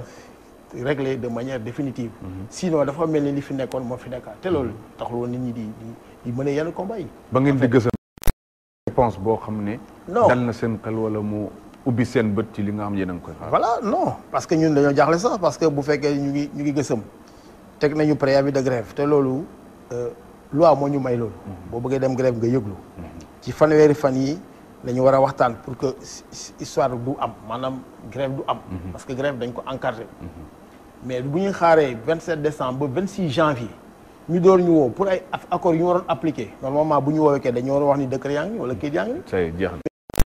daal ni bon fii ak fukki fan dañu tasewaat ñu ñëw ba ñu tasee ñu ñëw ñi nga xam ni am nañu revendication ak ñi amul ñi amoon accord ak ñi amul accord or accord yi ñu wax kay nañu wax ñi amoon accord. mais ku amul accord looy def fu ñuy lijjante ay accord mu nekk un problème c'est comme si lañ doon wut ni ñu taralee wala ñuy xuloo suñu biir te loolu daf ko jarul. joxaat ñu beneen rendez-vous le 10 avril mu ngi noonu premier ministre yéen ñëpp yéen nga foon seen caméra yi moom moo ni gannaaw suba maanaam le 13 dañ def virement yi ak yooyu yëpp moo ko wax ñëpp dégg ko dégg porte-parole Seydou Gueye ñu ngi koy nuyu bu baax mais wax na ko ñëpp dégg ko ñu taxaw ñu confirmer loolu mais le 13 boobule ba tey JK amul 1 franc donc kan lañu gëm ak ci lan la ñuy jàpp donc voilà les problèmes ñu ne lu ñu am ludul loolu amuñu loolu te bu fekkoon ni dañoo bëggoon grève pour grève rek kon depuis le 28 janvier ba léegi mënoon nañ nekk ci mbedd mi bi su nekk te mën nañ ko parce que yàgg nañ ko def et puis lu ñu am dañ ko fokkaat ci au nom de quoi personnel santé lu mu am rek comme ni ko madame bi waxee si mbedd mi lay dem mu profité ne waxaale aussi si municipaux yi municipaux yi aussi ñi retraité woon camarade Sidya Ndiaye ak ñi gësëm bi am na lu mu joxe woon 100 millions yu ñu waroon jox les retraités municipaux mais 100 millions yi ba léegi jotuñu ko te pourtant waxoon nañ ko bien avant même le 10 avril jotuñu seen xaalis ñaan wax nañu maire bi def nañu commission def nañu nii ba léegi dara rax si dolli nag dafa war a mun a nekk heureusement que conseil supérieur de la fonction publique taxawal nañ ko te loolu président bi moo ko présidé ñu ngi ko rafetlu loolu moo mun a tax ñoom ñu war a mel ni comme fonctionnaire yi am mobilité horizontale maanaam nga jógee ci biir mairie dem ci beneen mairie am mobilité aussi même verticale mu nga mën a am sax détachement si kaw wala keneen ñëw si suuf loolu ñu ngi koy rafetlu mais moo tax si suñu revendication yi ànd gësam si dee Ndiaye d'ailleurs moom moo doon porte-parole bi sax fexe nañu ba loolu mais ñu ngi ciy liggéey mais ba léegi mu sotti bu dee nag dañuy dugal ci commission ba ay 2019 2020 fu ñuy jëm alors que liggéeykatu mairie dafa am solo dafa am njariñ proximité fonction boobu territoriale bu ñu ko waxee avec l'acte 3 dafa war a mun a am que bu la neexee yow nga jógee ci mairie bi dem ci beneen mairie et que maire bi aussi du lu ko neex mu def la ko parce que dem nañu ba ne sax fu nekk nii bu fekkee pare nañ organigramme yeeg yooyu mais maire bi si boppam bu ñëwee léegi dafay ñëw ak directeur de cabinet ak xëy na chef de cabinet ak attaché peut-être ak benn conseil jeex na ñoo fu fekk fa la leen di bàyyi ñooñu loolu aussi dana régler problème mu agent de santé communautaire yi nga xam ne ni nekk nañ dans le bénévolat dans les centres de santé di ànd ak maire bi bon ñi politique ñu dugal leen ñi politiqueul ñu bàyyi leen foofu te jaaduwul ñooy sooklu liggéey bi agent de santé communautaire moom il a été médecin de district avant que muy nekk yëpp xam na ni bu ñu dee wax indicateur Sénégal sur la vaccination sur les consultations prénatales sur tout cela agent de santé communautaire yooyu la na négligé 3000 francs 6000 francs ba pare CMU bi ñëw nag rey leen wet parce que téeméer bi nga doon am si ticket modérateur ak bénéfice su médicament état bi leb la ko weer bi dee dana la fayu la beneen weer décembre 2016 fayu la ba 2017 fayu la ba 2018 mais kan la lay fay c'est-à-dire même CMU suñu camarades yi woo nañ ma dans des régions EG ñun dañuy arrêté CMU ma leen non bu leen arrêté CMU offre la ak financement mais la demande sociale boobu financement boobu comme que aussi da ngeen di joxe garab ko mu leen jox garab ngeen jox ko mu garab nga toog mais da ngeen war a xëy toog di liggéey mais du boo xëyee toog di liggéey dafa même grève bi sax au fond boo seetloo mais ñoom sax nekkoon nañ presque ci grève parce que boo xëyee amoo garab boo may amoo loo def loolu mooy situation bi xaw ma président bi monsieur le président xam na ko xamu ko mais dafa war a jóg ci loolu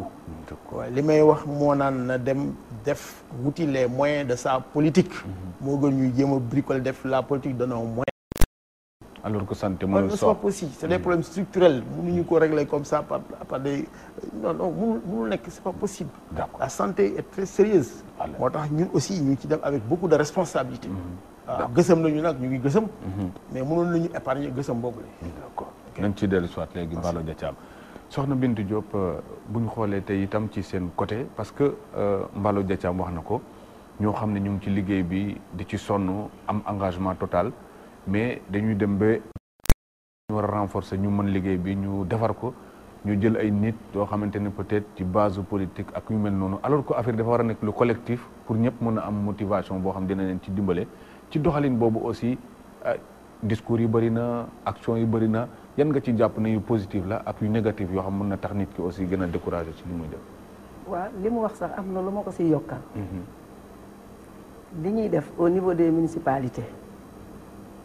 des fois dinañ créer benn ligne pour war a recruter du personnel de santé qualifié. mais doon nañu gis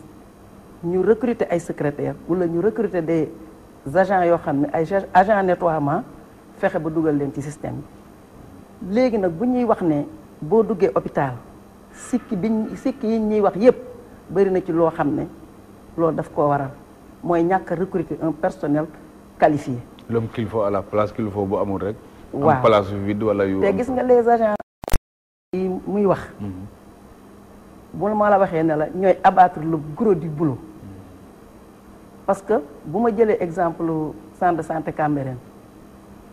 80 personnes mënuñu ko gérer mais ñun ñi nga xam ne ñooy le personnel médical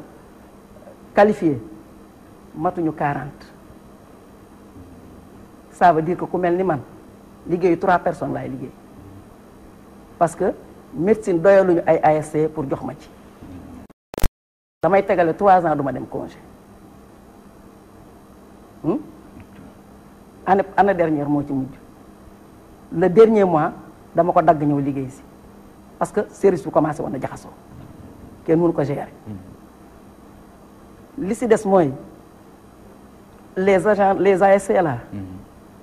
dañu wax ne dafa am un pourcentage bu ñu leen di war a jox ci les recettes du centre de santé mais pourcentage boobu appliqué nañ ko à la lettre di nga gis ASC weer bi dee duñu leen fay 5000 francs parce que ci compte A bi ci la ñu am 20%. des fois soo jaayul benn ticket te xam nañu man muy wax la demande sociale. xam naa si dara parce que je suis assistante sociale. xam naa la demande sociale. dentité yi ñoo ëpp xaalis bi fay des. ñun du ñu laaj dentité sax. pour te dire que man moo médecin chef lu bari def ciy gëm. parce que damay jël cas sociaux ba 10% te 10% laa am di compte A moom daf ciy gëmm rek. parce que nit la koo xam ne ku social la. li may def ciy gëmm mais su fekkoon arrêté na ma kon du sotti. du sotti. waaw parce que la demande là est forte. est très forte. Sénégalais nit ñi mënuñu faju. mënuñu faju man la CENU là vraiment bi ma ko déggee neexoon na ma torop parce que je me disais que au moins ñun sunu neer yi noppalu. mais nag nañ ko xoolaat. amélioré waat tuuti. waaw war nañ ko améliorer. xoolaat ko. gën ko càmbar.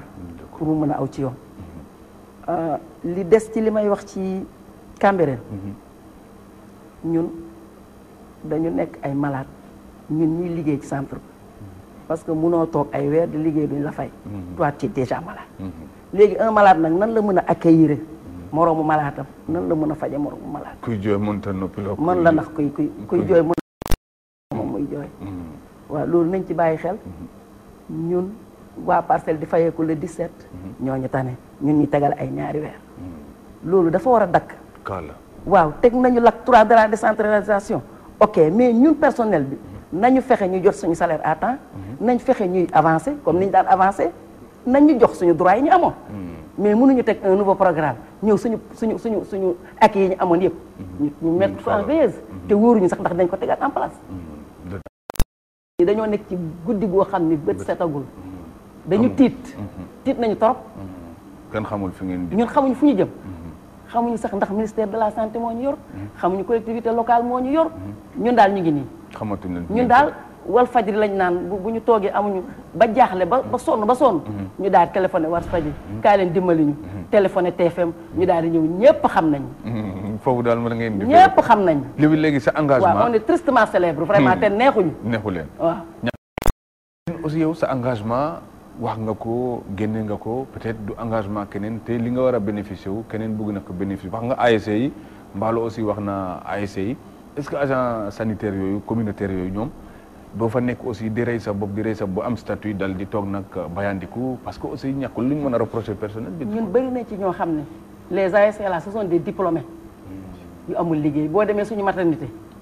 sage-femme d'État yi ñoo fa nekk comme ASC pratiquement liggéey ba ñoo koy def kii dootu am. affaire bi day taxaw parce que ñi ñu recruter foofu mën nañ leen a wàññi sur le bout des doigts. les sages-femmes là des sages-femmes d'État yoo xam ne amuñu liggéey ñoo fa nekk di gérer maladie du matin au soir soo demee médecine des infirmiers d'État ñoo fa nekk des infirmiers brevetés ñoo fa nekk di gérer loolu mais war nañ leen gëstu daal war nañ leen a gëstu te loolu statut te ñoom des fois dañuy tagale le comité de santé day nekk ci ay difficultés ba du leen fay waxuma fay sax mais du leen jox liñ fa am loolu sax man sarax laa ko tuddee parce que yow bu fekkee 25000 francs lañ lay jox 25000 francs yooyu jigéen bi bàyyi këram ñëw di liggéey si fay ko sax jànqam c'est que ñoom bëgg liggéey moo tax ñuy ñëw bañ a perdre la main ñun ñi fa nekk ñu recruter ñu ñun aussi fi mu nekk nii bëgg liggéey bëgguñu sacrifier malade yi te y a des choses yoo xam ne dañoo teg suñu bopp ci place su malade yi tax ba léegi ñuy clopin mais nag am na foo xam ne fa la mën a yem parce que yow booy dem di liggéey di góorgóorlu di leb paas di ñaan paas ba ka nga doon lebalatu la ka nga doon ñaan amatul lu mu la jox looy def toog balaa nga ne nam ne fa da ngay toog Bintu Diop bëgguñu ko de mais toog la ñuy mujje situation te je t'assure que on abat un travail boo xam ne koo ci gis dans le centre de santé là elle travaille pour 3 personnes ou bien il travaille pour 3 personnes kon loolu daal cri du cœur la boo xam ne non seulement liggéey bi ñu sëf métti na te duñu fay te loolu xam mën na wër réew mi ci centre de santé waaw métti na trop d'accord dinañ ci dellu soit léegi Marcellin Henry Diène parce que dañ fee taxawaloon yu mel noonu nag ngir moytu jafe-jafe yeeg gësam beeg yuuxu yi nga xam ñu ngi koy dégg maanaam pacte de stabilité sociale bi ñu doon wax nga xam ne ñëpp dañ ne woon nag désormais waxtaane ko moo fi am waaye nañ ko jëfe daal dina fi géej kon lan mooy njëriñu pacte boobu nga xam taxawoon nañ ko te syndicat yi ba léegi ñu ngi am yuuxu pour def naa ñu ko taxawal ñoo ko jëkk gësam mu daanu donc il ñu ñëw di bëgg wax que ni travers de la santé yi entre autres respecté wuñu pacte bi quoi je pense que man ak ñaari góor suñu déggoo si dara ku nekk day respecté kàddoom te quelque part il y a problème quoi donc comme on le dit na état du Sénégal góorgóorlu état du Sénégal na góorgóorlu parce que santé dafa am importance réew nit ki soo amul éducation soo amul santé réew boobu mënul jëm kanam mënul développé wu te ñun ñu ngi wax ak con ñu fay seen muy fayuñu sànq ñu ngi lay tooñ ñu leen di est-ce que Walfadjri mu ngi fay fisc ñun lu ñuy ñaan mooy c'est la défiscalisation des hôpitaux aussi pourtant am na ay sociétés yoo xam ne fii ñu ngi leen jàppale ju ñu fay fisc hôpitaux yi ju ñu leen di fay loo fisc soo fayul fisc xam na lan la ñuy def ATD lu ñuy def ATD mooy lan mooy avis à tiers détenteur l'État a la possibilité de ponctionner sa compte yi sans demande tàggu la say liggéeykat taxawu la sa liggéeykat taxawu la pour fayeeku daf ñu amel 6 milliards mënu ñu fay waaye day toog ba mu nekk ko rek mu ñëw jël 90 millions Dantec jël 90 millions compte hôpital principal ainsi de suite compensation mënul am ci diggante bi yoreel na leen waaye yéen moom yéen ay joxe mu ngoog doy na waar donc vraiment ñun ñu ngi ñaan aussi pour ñu jàppale hôpitaux yi ñu défiscaliser leen comme ni ñu def université ak yenn entreprise pour jàppale leen parce que kenn koo xam ni entreprise la hôpitaux yi c'est vrai mais entreprise yoo xam ne la juñu def bénéfice travail de la santé su demee ba def grève mooy arme ultime bi mooy arme fatale bi mooy que ni dafa jaaxle madame soxna si wax na ko sànq jënga motivation bi bu ñu ko doon am il y a quelques années état bi dafa bañ ba benn bés ju ñu jógee buntu hôpital principal ñu rëcc rek daw ba buntu palais sitting toog buntu palais et c'est comme ça qu'ils ont décidé de nous payer la motivation ñu ngi ñaan yàlla nag ñuy bañ a egg noonu di grève pendant 3 jours vraiment baaxul après grève 3 jours mun nañ dem ba ay centralisation des urgences c'est pas bon waruñu yegg foofu juñuy bàyyi situation bi mu pourrir te waruñu bàyyi situation mu pourrir ñun de hôpital principal depuis bu ñu xamee mosuñu def benn grève boo xam ne ñoo ko defal suñu bopp te actuellement on tend vers ça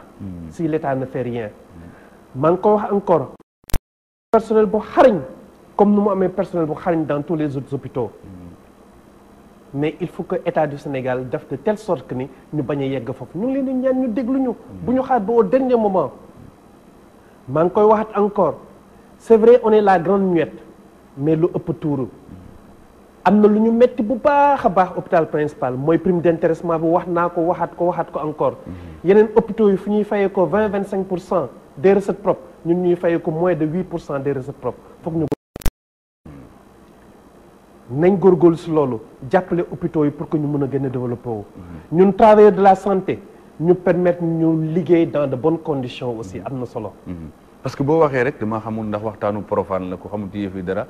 mais waxee ñu ne hôpital public li ko yàq mooy dañuy gën a liggéey ci privé bi bàyyi public bi di ko jiñ ñi nga xam ñu ngi liggéey ci hôpitaux yi côté boobu aussi xam nga li ngay tontu ñi ko ci tafantaloon wala boobu bu dee am na ñun dee xamuñu loolu loi bi dafa ñu ko teree sax ñun bu ma xam 7h30 travailleurs yaa ngi foofu ba seen heure wàcc jot ñu wàcc dem seen yoon lu ñuy def li après man géré wu ma ko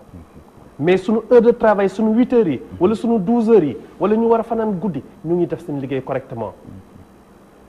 parce que ñun ko deful si liggéey correctement chef bi militaire la da lay jox demande d'explication nga yëg si kaw tu t'expliques donc vraiment hôpital principal ñu xarañ ñoo fa nekk di def seen liggéey correctement d'accord yéen daal loolu moom bokk nañ ci d'accord dina xam na Mor Diaw dinañu ci tontuwaale tuuti parce que ñoom léeg-léeg aussi ñu utiliser argument boobu ne léeg-léeg aussi ñu xaw a délaissé tuuti fekk nga xam ne li ñu wax naan lu lew la lu garanti la nga xam ne taxaw na seetuwaat leneen luñ ci yokk ñu ngi koy tuddee xarmat sànq yaa ngi may tooñ ne ndax yéen a ngi fay fisc ma ne balaa ngaa génne ma jox la ISO bi certificat bi mais léeg-léeg aussi yéen dañ leen di reproché ne ngeen def tuuti compréhension ci loolu parce que comme ni ko Marcelin waxee hôpital principal bu ko université amee am na ñu jàppoon ne yeyoo na ko mais léeg-léeg mu xaw a mel ni acharnement fiscal boo xam ne tibb la fay des daal yóbbu leen ko. waaw leeral Ousmane. ni ko ñëw waxee. personnel de santé du Sénégal xarañ na. xarañ moo tax ñoom ay résultats yi ko gën a firnde mooy Sénégal espérance de vie dafa yokk yenn feebar yi nga xamante ni ku ñu ñàkk doo ko amati gisatuñ leen fi presque ay ngasak yu mel noonu wala tétanos liir yi déggatoo ko boo ko gisee benn lay doon lu mel ni sibiru bi boo gisee ni prévalence ay 2% la au Sénégal ñi ngi ci phase u préélimination ñu ngi def effort ba nga xamante ni ñu ngi xool lu ñuy toppatoowee feebar yu bees yi muy feebaru xol yi muy feebaru cancer yi muy feebaru roño yi nga xam insuffisance rénale parce que ñu ngi installé ay dialyse donc au niveau du système de santé ñu ngi def effort yu bëri au niveau des hôpitaux dossier amatul mais ñu ngi def lu ñu tuddee contrat de performance moyen pluriannuel ba nga xamante ni hôpital bu nekk dañ lay jox ay xaalis ba nga xamante ni di nga mën relever ce plateau tey di nga tabax wala di nga jënd équipement yu lourd pour mën a yokk sa koom-koom ni ko Mballo waxee lu leer la mooy hôpitaux yaa ngi yokk subvention bi yokkul subvention bi dañuy hôpital waru am bénéfice mooy li ngay dépenser dafa war a tolloog la nga xamante ni moom moo yoree ngay dugal sa poche donc bu fekkee ni recettes yi nga am doyul pour jot ngay yoree maladie état dafa war a la compenser loolu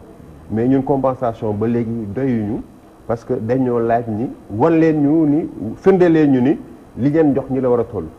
ñu ngi siy mbëbët bu baax a baax pour li ñuy wax def comptabilité analytique ci hôpital bu nekk ba nga xam ne nañ leen wan ni hôpital bu nekk lii mooy manque à gagner ba nga xamante ni yéen war ngeen di ko compenser donc liggéey boobu aussi war nañ ko matal ba def ko li ñuy wax lu bëri mooy def nañ ay planification yu wóor mais moyens des na financement bi des na ñëpp nangu nañ ko xaalis bi santé bi yore matul par rapport ak ñun suñu ay mbëbët am nañ projection yu bëri ya nga xamante ni ñu ngi koy def pour que jegeel askan bi service de santé yi muy ci poste muy ci centre ci hôpital parce que bëgg dañ créer hôpitaux yu bees même fekkee ni jafe-jafe lay doon mais ñun dañoo bëgg a pousse nguur bi ba nga xamante ni actuellement dañoo soxla ay médecins spécialistes yu bëri moo tax comme dafa néewoon te Sénégal yi bëri ñu ci ñun dañuy yokk bourse spécialisation bi 150 000 francs la woon chef de l'État dafa ko ba 300 000 francs loolu bu ñu ko defee dañuy gën a yokk le nombre de spécialistes yoo xam dañu leen di recruter bëgg nañ aussi 2019 ni ñu mënee am na benn liggéey bu ñu defoon muy portefeuille personnel qualifié ba nga xamante ni dañu leen war a tànn ñoom ñoo manqué fexe ba état bi jëlal ñu ko avantage bi am léegi mooy ñun amuñu woon baat si tànn ba nga xamante ni mooy sunu nombre bi ñu war a jël au niveau de la fonction publique mais ak ministre bi négocié na ba léegi ñun bokk nañ si la nga xamante ni war nañ mën a négocier le nombre de personnes dafa war nañ ko jël en prise en charge. pour effectif yi ngeen équilibré ko. il faut mu yokku il faut que personnel de santé bi yokku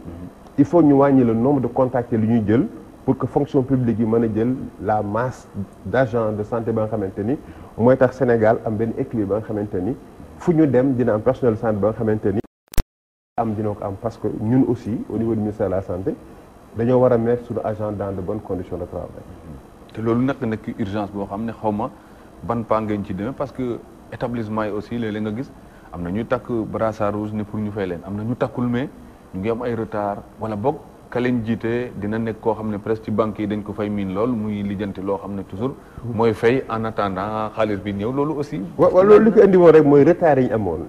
si CMU bi si plan Sésame bi si retard tuuti bi ñu amoon si subvention bi taxoon na ba hôpitaux yi amuñu liquidité pour mën honorer seen engagement yi. benn affaire ba nga xamante ni brossé nañ ko fi mooy hôpital bu nekk ni ngay doxalee sa régime indemnitaire loolu arrangé wul système de santé bi. loolu defe naa ni ñun ak syndicat il faut ñu waxtaan si. harmoniser ko ñu harmoniser ko xool luy yoon ñu def ko.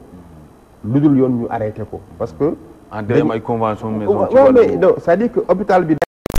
di am prime bi nga demee hôpital mu am benn façon prime ba nga xam ne amoon fi amul voilà donc il faut que ñu réfléchir ak partenaires sociaux yi xool luy yoon. lu dul woon yoon ñu dindi ko parce que mbir mi du lii akile dañ ko fi bàyyi non nañ xool luy yoon ñu def ko. et loolu le statut du personnel nañu jàppale ba dindi ko. loolu bu ñu si jubloo. ba mu leer ñun ñoom ñu toogandoo si lii mooy yoon. hôpital niveau 1 lii la war a am niveau 2 lii la am niveau 3 lii la am en termes de régime indemnitaire mais dinañ sotti. li ñu wax léegi actuellement fonction am na benn liggéey bu ñu defoon étude ba nga xamante ni day tax la plupart des revendications ya nga xamante ni sur SARS laaj na ko dañ lay wax nañ ko xaar mais nañ accélérer résultats yooyu ya nga xamante ni sur cette base tous les fonctionnaires dinañ leen am benn niveau ba nga xamante ni d'appréciation pour ku nekk li nga war a am en termes d'indemnité pour nga war ko am donc liggéey la ba nga xamante ni mi ngi fi mais de manière claire il faut que système de santé bi am financement bu doy ba nga xamante ni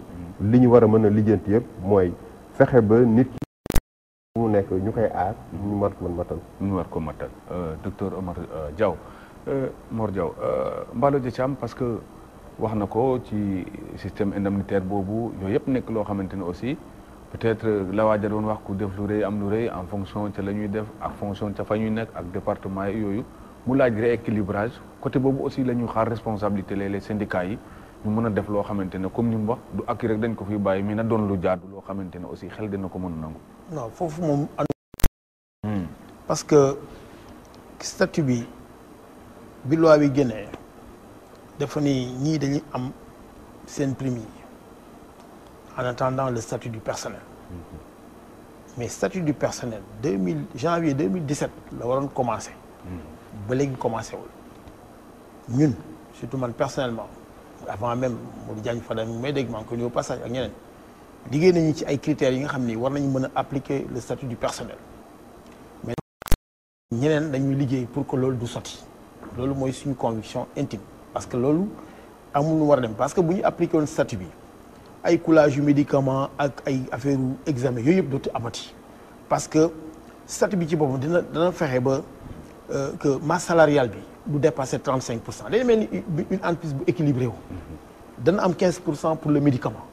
donc médicament dana fa am charge salariale bi du toll noonu mais aussi subvention bi état bi dana ko yokk mais état bi moo mu dugal loxo si yokk subvention bi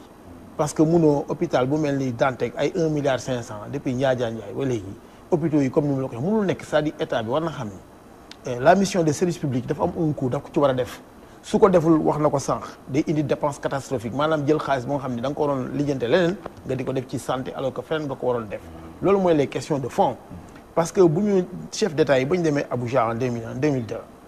maître Abdoulaye Wade ñu ngi koy nuyu passage ñoom chef d'état yi ñoo ni woon budget yi war na dem ba 15% au minimum boobu naa OMS 9% la recommandé mais fi mu ne ñun sore wuñu 9% non sore wuñu 9% ñun donc loolu problème bu mag la donc loolu c'est vrai budget bi rek du doy mais y a un effort à faire parce que ñun nee nañ leen dépense su éducation ak dépense su santé du benn éducation dépense su santé c'est avant la naissance aujourd'hui c'est jusqu'après la mort waxuma sax à la mort mais après la mort sax y a des dépenses alors que les dépenses en éducation mais c'est des dépenses plus ou moins ponctuelles yaa ngi dégg kii 9% que la nga jox ko 40 xaw ma ñaata %, loolu dafa jaaduwul c'est des problèmes d'arbitrage nañu waxante au niveau de la DS moom mi ne fii moom dafa am indemnité bu la rus na la wax indemnité am te pourtant DS dafa waroon nekk agence moom directeur la jiitu ay directeur mais am na directeur yoo xam ne ñoo ko ëpp dominant mi ngi nii loolu wax nañ si président du conseil d'administration hôpital pourquoi moom mënul am dara dañ koy may sax carburant mënul am sax bureau pour lan alors que moom mooy président di président ay réunion ak ay bakkan yuy sauvé mais loolu yenn lu maanaam te apparemment aussi directeur bi mu doon directeur bi xam na ni directeur yëpp directeur bu ci nekk day négocier boo dee fonctionnaire ak sa conseil d'administration mu am lu mu la dollil bu dee contractuel nga ñu jox la salaire foofu la est-ce que war nañ tollu foofu te état moom moo gën a texte daal ni chef d'agence lii mooy am lii la war a am salaire directeur général lii la war am salaire mais directeur simple yi ñu fàtte leen ba pare leen wax ñu déclarer seen patrimoine mais dafa salaire dafa mëntul continuer le personnel la ñu bàyyi ko maintenant mu ñëw ci prime yi conseil d'administration loi moo ko jox décret moo ni conseil d'administration si 9 domaines de compétence yu am moom moo war a joxe ay prime donc conseil d'administration bi loi moo ko may loolu su délibéré am ay prime mënuñu wëlbatiku naan conseil bi délibéré dafa ëpp wala dafa manqué amul parce que conseil d'administration kan moo fi indi état moo indi conseil d'administration boo nemee hôpital régional wala amatul léegi wala hôpital président du conseil d'administration bi mooy président du conseil régional la woon léegi président du conseil départemental ak ñi ko wër en dehors de personnel yi fa nekk ñi xam ni am na élection gouvernement moo leen fa teg yaa ngi conseil d'administration yooyu bon léegi personnel bi nekk fi au niveau de ces conseils d'administration là suñu ne lii mooy seen compétence ñu délibérer si en toute légalité yaa ngi dégg ñoom ñu approuvé ko mënuñu wëlbati ko naan def ëpp wala dañ ko waroon def nangam loolu duñ ko nangu ay ak loolu moom mënuñu si dellu ginnaaw li ñu war a def mooy fexe ba les subventions nekk au prorata des charges am na feneen fu mu wax léegi nii dañuy wax comptabilité analytique loolu moom c'est pas demain la veille parce que système d'information médicale amul taxawul ba léegi ñun Albert Royer développé woon nañ ko fa en son temps mais ñeneen développé ñu ko alors que le système d'information médicale moo lay jox lu ñu naan l'indice synthétique d'activité point yooyu moom nga valoriser pour mën a am subvention bu adéquate mënul mais nee nañ leen à défaut de cela hôpital EPS bu nekk am na commissaire au compte parce que année bu nekk dañuy def compte yi certifié ko mais bu commissaire au compte bi établir na y a un déficit d'exploitation mais nañ xam ne xel ni subvention bi moom moo matul loolu mën nañ ko jox ça mën na nekk départ pour équilibrer en attendant que ñu trouver des moyens plus élaborés avec la comptabilité analytique mais quand comptabilité analytique dañ ci def ay jéego les mêmes montants ñu koy depuis bi ñu réformer hôpitaux yi mënul nekk c'est-à-dire quelque part il y a un arbitrage en défaveur de l'hôpital et des structures de santé loolu mooy les questions de fond dañoo foog ne lu nekk ci population lay jógee mais population fi ñu koy jëlee finalement mais c'est des problèmes énormes la CMU aussi on leur a dit prépositionnement wala prépaiement ngeen indi xaalis bi comme la Sécu en France lan la dañoo dajale xaalis bi par des mécanismes amul paiement direct paiement indirect moo am mais yow dépense bu am da nga koy justifier c'est-à-dire ñoom seen problème mooy ñu justifier dépense bi mais xaalis baa ngi fi mais fii fu ñu jëm mais mënul nekk c'est-à-dire mënuñu def une CMU comme ça boo amelee nit ki benn weer nga fay ko weer bi topp wala guni beneen ñaari weer mais naan dañuy vérifier directeur CMU dégg nañ ko mu naan dañuy vérifier yow décembre 2016 ba décembre 2017 ba avril nga naan damay looy vérifier yow kay naan amuma rek ñi nga xam ne amu ñu daal di toog yaakaar. c'est ça les questions de fond. c'est des problèmes structurels mais aussi dafa am yoo xam ne dafa war a mun a am. maintenant le management aussi. sans reproche. mais là aussi kan mooy nommé c'est pas nous ñoom ñooy nommé. yaa ngi dégg ñi nga xam ni ils sont performants ñu bàyyi leen fi keneen ñu kumul ñu jël la fi mais même ñi ñuy tànnee ñi ñu fay teg aussi on sait comment ça se passe. ça aussi ça pose problème. au niveau des établissements. waaw léegi mu naan ay spécialisation d'accord naa ñu yokk bourse bi 300000 ak même 600000 mais nan la Sénégal mën a toog fii am moins de 1200 médecins wala 1200 médecins depuis l'indépendance bu léegi dans le public. parce que ku spécialisé wu te. spécialisé wu da ngay jox bourse ba pare boo paree sa bourse nga toog benn at ñaar at nga ne fes dem sa ñu bàyyi la nga dem mais du mën a sotti ba pare nag léegi am na lu nga xam ni phénomène bu nga xam ni dafa grave actuellement ni parce que médecins yi boo demee en France médecin xalaatul nekk directeur parce que aussi dañ koy fay lu ko jar moo tax état bi war na fay médecin lu ko jar médecin mérité na 2 millions 3 millions moo tax lépp lu ñu leen defal ñu xeeb nañ ko pour que ñoom ñu toog di faj parce que médecin bu demee ba bàyyi faj dem di jéem a gérer wala yooyu keneen échoué te aujourd'hui parce que simplement considéré wuñu leen ba fu mu nekk dafa mel ni sax ay reconversion professionnelle parce que ñoom ñoom ñu ngi dem jàngi soo demee école yëpp de management yi ñoom ñoo fa nekk fees fa del pour mën a nekk directeur de wala chef de alors que loolu taxuloo ñu jàngi jàngoo 7 ans après le bac 8 ans après 12 ans après le bac ñu soxla la pour nga former nit ñi pour que nga faj leen mais am na si ay spécialités yoo xam ne presque amatul loolu mooy la vraie question donc lañ leen toppatoo on ne fera jamais assez pour eux donc ci réforme yi ngeen di wax aussi parce que dégg naa xaw ma ndax noonu la bindoo après mort dinañ wax ci ñooñu nga xam ne ñooy diriger structure sanitaire yi léeg-léeg ñoo xamante ne seen fonction d'origine boobu salaire boobu la ñu maintenir bu PCA bi deful wala leneen seen salaire loolu lay nekk loolu nekk day diis ci ñoom ba nga xam ne mais bien sûr kon ci statut bi aussi loolu war na cee bokk yaakaar naa ci réforme statut bi ñun daal ñu am na benn dossier ba xam dugal pour ni ñu war a toppatooyee directeur établissement de santé yi ak président conseil d'administration loolu jaaraat na ñu ngi ko dugal actuellement dans le circuit ba gouvernement bi chaque ministère dafa war a amande donc delluwaat si ñun donc suñu bureau législation mooy rectifier la nga xamante ni def na ko pour ñu dugal dans le circuit donc revenir un peu sur les spécialistes médecin boo paree université da nga doon généraliste nga doon clinicien mooy ngay faj bu la neexee nga doon santé publique bu la neexee nga doon économiste de la santé donc ce métier de base man doon médecin généraliste mais yaay tànn fan ngay wéyale boo defee économie de la santé boom bu dee santé publique mën nga am yoon pour doon directeur d'hôpital donc tout est question de choix dans la vie ki choisir renonce loo tànn lii bàyyi nga lële donc dans la vie c'est vrai que le médecin sénégalais li ñu koy fay néew na moo tax faire soit aller dans la vie privée parce que boo xoolee Dakar il y a plus de privé que de public parmi les médecins à Dakar parce que à Dakar le privé paye bien donc améliorer conditions yi comme ni ñu ko defee fan yi xëy na dina permettre fonction publique retenir médecins yi loolu ay stratégies yi nga xamante ni dañ koy mettre en place pour que les médecins puissent être là revenir un peu sur les conseils d'administration conseil d'administration décision bu ñu mënti jël tel bi nanguwulee mais loolu mënul jàll parce que dañ ñi lu ñu bind ñoom dañ ko war a delloo ñun ñu approuvé ko mooy le ministre de la santé ministre des finances donc loolu yëpp mooy wane ni lu ñu fi mënti jël mën nañ ko waxtaanee parce que li am solo mooy bañ a def ay discrimination mooy la nga xamante ni day suuxal hôpital nee nañ hôpital dañoo fexe ba le patient mooy ci feebar ñu jox tous les moyens moom mooy ka nga xam ne moom la ñu war a seet d'abord fexe ba condition de travail environnement ba nga xamante ni li muy fajoo war a mën a mat donc lu ñu war a mën a liggéey rek pour man dañ ko jublu si kooku moom moo tax politique bu ñu mën def nañ séntu loolu d'abord mooy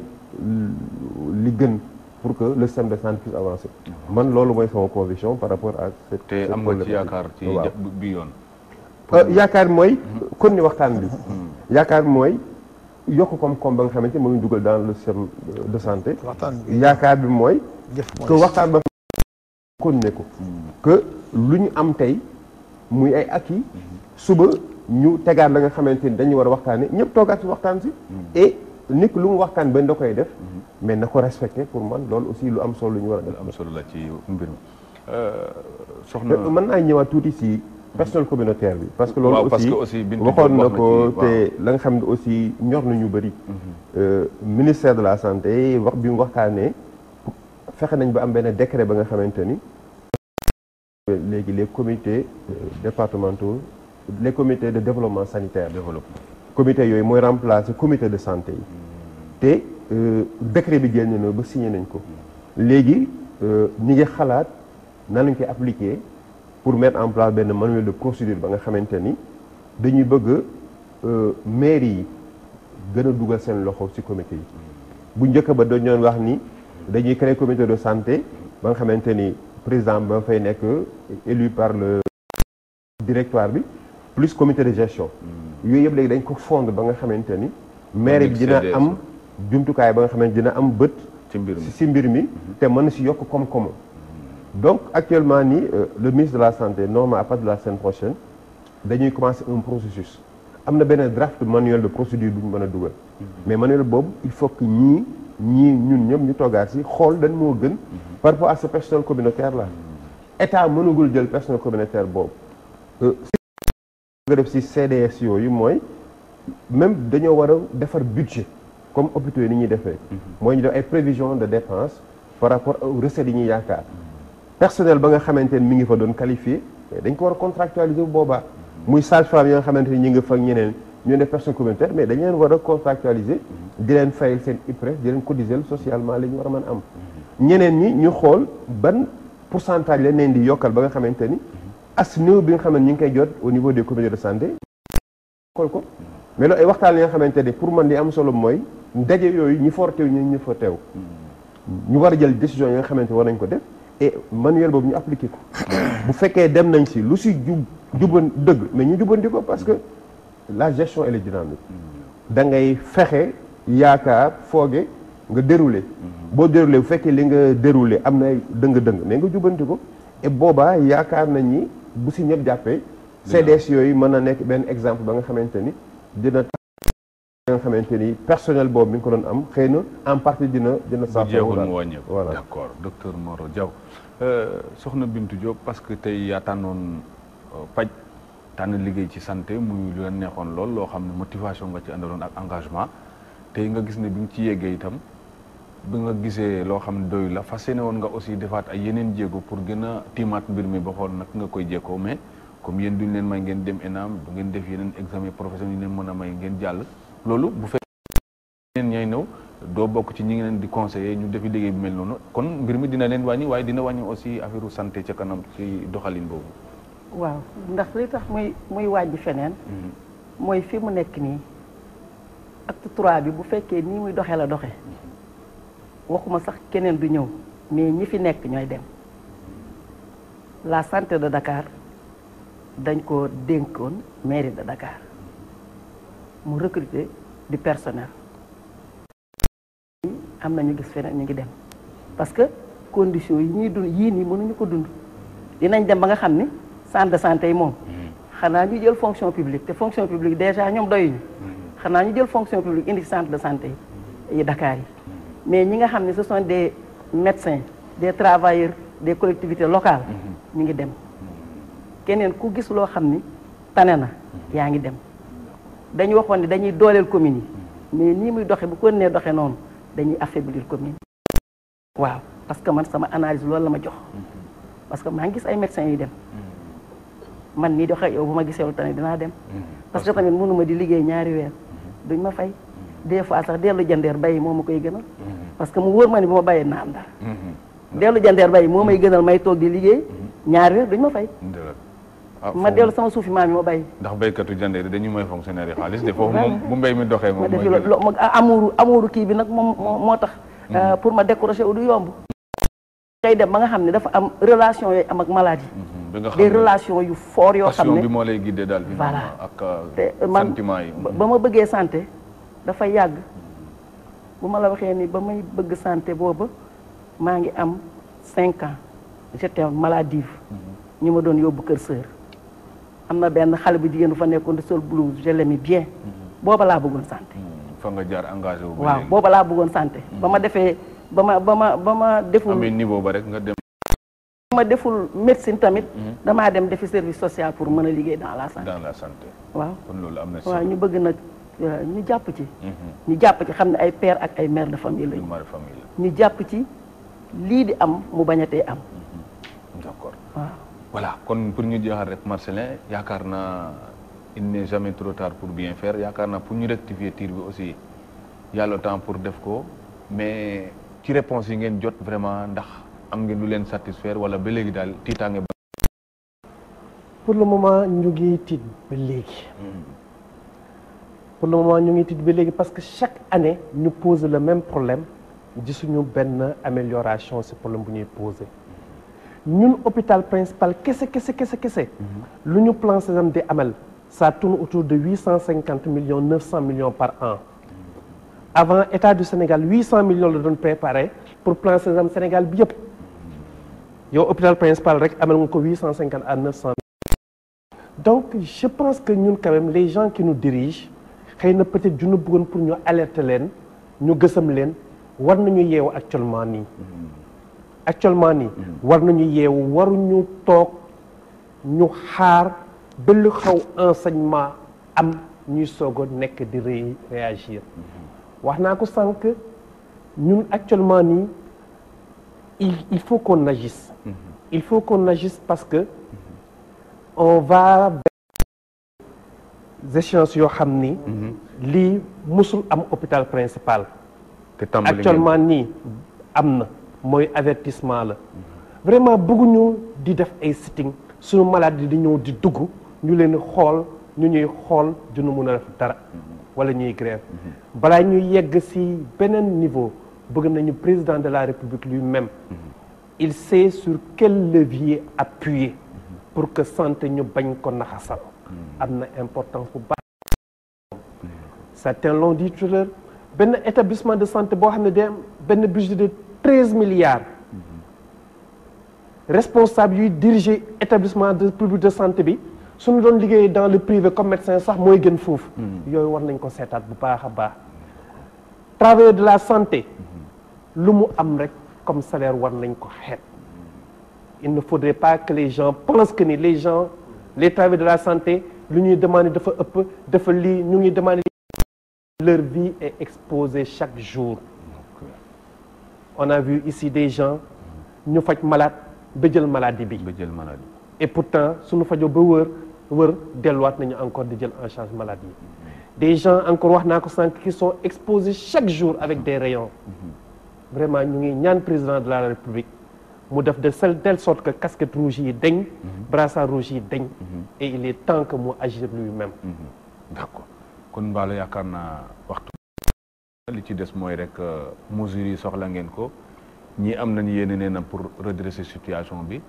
mais ñàkkul fenn foo xamante ne peut-être mën nañ wax ne mooy pièce obligée yi ñuy fàtte parce que wax na waxtaan mais est-ce que waxtaan yooyu ni ñu koy tëralee mën na jur lu saafara yi fii jooni te lekkatul lu mën a xaar actuellement. waaw de toute façon ñun foog naa waxtaan yi ñu waroon waxtaan yëpp wax nañ ko. léegi jëf moo des. moo tax ñu ne gouvernement bi ñu nekk ñu sax ci ay négociations ñu ngi xaar ay actes mooy nañu fay personnel JICA ak Cobra nañ leen fay seen xaalis te bu leen fayee bu leen amee la ci dara te bu ñu paree si li ñuy liggéey nañu xam ne système dañu soxla ñu dugal leen dans la fonction publique kon léegi la ñu war a seet nan lañ leen war a mën a quota pour que bu programme bi jeexee ñu dugg parce que loolu mooy CMU mooy ku nekk faju foo mën a toll nga gis ku la faj heure bu la mën a boo mën a nekk loolu dañ leen soxla si système bi di wax ni aussi li Marcel wax d'accord naa si moom d'ailleurs nos camarades là aussi ñu ngi foofu ak ñoom Mansour c'est principal sama hôpital la parce que demoon naa ba séeréer yi jàmm fii moo bëgg a dem Sil Xafar principal ñu bon maa ngi saluer le général Wade ak général Diatta saluer aussi Sène encore en même temps donc suñu hôpital la war ñu bàyyi parce que ñoom bu ñëpp bañee ñoom dañuy nangu donc ñoom waxuma sax dara mais war nañ am ce traitement là. yow pacte bi léegi lan mooy njëriñam yow nga gis. non xam nga pacte bi dafa am ñaari affaire dafa amoon pacte de stabilité économique et sociale. kooku centrale syndicale ñoomin Sock ñoomin Giro ak ñooñu ñu ngi leen nuyu au passage ñoom ñoo ko signé woon ak gouvernement bi pour que les grandes questions là ay convention collective yi pouvoir d'achat ak yu mel noonu ñu fi wax mais bi ñu signé pacte yi dañoo réere woon mbir wala dañoo sàggane woon tuuti revendication sectorielle yi même bu ñu ko sàggane woon sax revendication sectorielle bi si nekk mu am mooy secteur santé secteur éducation ak yu mel noonu loolu moom bëri bi dina am tout le temps mais li am solo mooy bu ñu waajee bëri na nit ñi toog waxtaan ay Sénégalais lii mën naa ko li mun nga def ko li nga mun nga def mënuma ko loolu moo am solo mais comme ni monsieur le président wax 1er mai d'accord na ñëw moom jox ma c'est vrai mais moom la ñu war a laaj moom moo war a joxe parce que moom mooy employeur bi ñun bu ñu koy xooluñu président de la République suñu employeur la ñu xool te moo ñu war a jox te ñun dañoo amul li nga xam ni war nañ ko mën a tooge bañ a war a wax dara si on n'est pas comme les autres on ne doit pas considérer comme les autres ba tax nag li Marcel wax moom d'accord si moom ay at lañ soxla dañu fay nit ñi seen xaalis supérieur dañu régler seen i mbir nañu génnee nouveau corps yi heure supplémentaire nañ ko régler ñun ay at la ñu soxla régime indemnitaire bi nag c'est vrai lu ñu mën a jox benn catégorie dañu xam ni c'est un tout cohérent moom mi xam na ni mooy directeur des EPS mais tey jii boo ko laajee hôpital yi liggéey bu fekkee war na man ñett du ko weesu centre de santé benn presque dox si poste de santé yëpp presque teg nañ leen lu ko waral mooy ñu war a ubbi négociation sur le régime indemnitaire régler problème mu collectivité locale yi conseil supérieur ñu fay retraité ñooñu daal di ubbi les nouveaux corps loolu jàmm am te loolu mun na am parce que moyen yaa ngi fi xëy na kay dañu am arbitrage yoo nga xam ne nii dafa nekk en notre défaveur mais sinon on mérite de la nation comme tout le monde donc daal laa mën a jeexalee suma jërëjëf Mballo Dia Thiam kon mbir maa ngoogu tey mu nekk situation boo xam ne